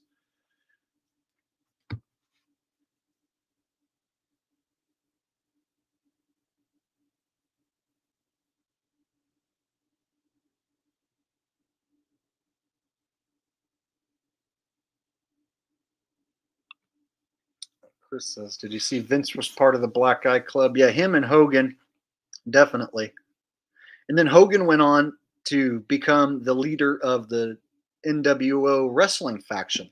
So before I was talking about New World Order in any sort of conspiracy sense, I was watching wrestling as a teenager, and when Hulk left the WWF and went to WCW, they created this new angle where he was a bad guy, and he was the leader of the NWO wrestling faction.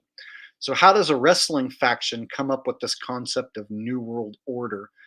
And then, like, years and years later, then it's like, oh, the New World Order is like not even like a conspiracy theory. It's just straight up a real thing. But they were talking about it as a wrestling faction long before, I was ever thinking of anything evil going on. So back when I was just a fan, I saw Hulk Hogan be the number one bad guy leader of the New World Order. And so when you look at the fact that he was the leader of the New World Order and him and Macho Man fought against the Twin Towers, it's just very clever script writing. Clever to a point where it's like not even possible that it's a coincidence.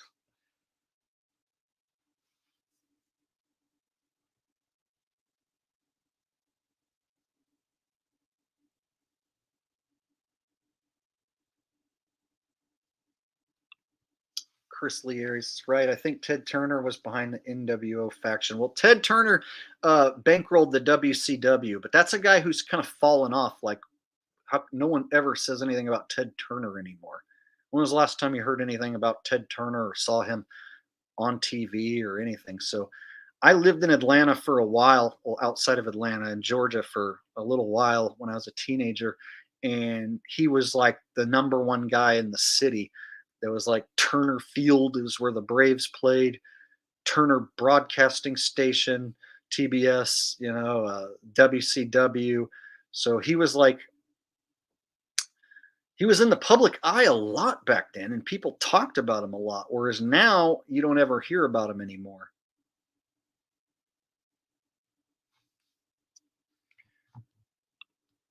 In fact, let me just see if he's like. No, I think he's still alive. I just haven't heard him do or say anything in forever.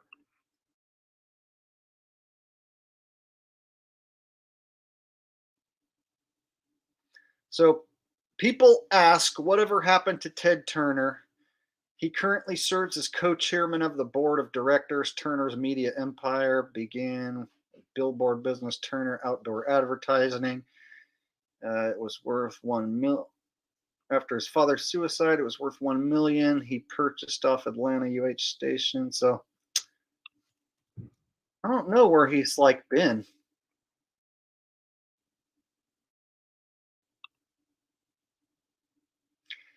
He's one of those guys who's kind of fallen off. See, so it's funny that you never hear about him or see him anymore. And then Vince McMahon just fell off the face of the earth. So makes me wonder if these billionaires somehow get kicked out of the club and then taken out, and then they say that they're still alive. We don't even know if these guys are even still alive. Shit.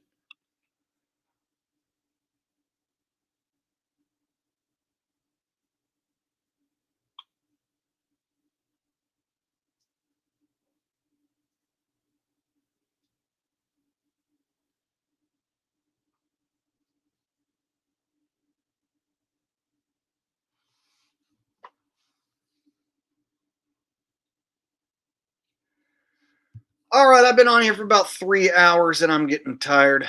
I'm getting hungry too, so I think I'll go ahead and wrap this one up. But I want to thank you guys for being here with me and everyone who contributed and commented and donated. And even though I can't read all of them, I do go back and watch the replay, and I read all the comments during the replay. So if I didn't read your comment out loud and you're bummed out that I missed your comment, I always go back, watch the replay, and see who's here and who says what. So I will see your comment, I promise. So thank you guys for being here and hanging out. I'll try to go live again, maybe this weekend, maybe Saturday or Sunday. I'll go live again, and I'll give you guys a heads up before I do. So thanks for joining me, and I hope you guys enjoy the rest of your night. Take care, and I'll see you next time, y'all. Peace.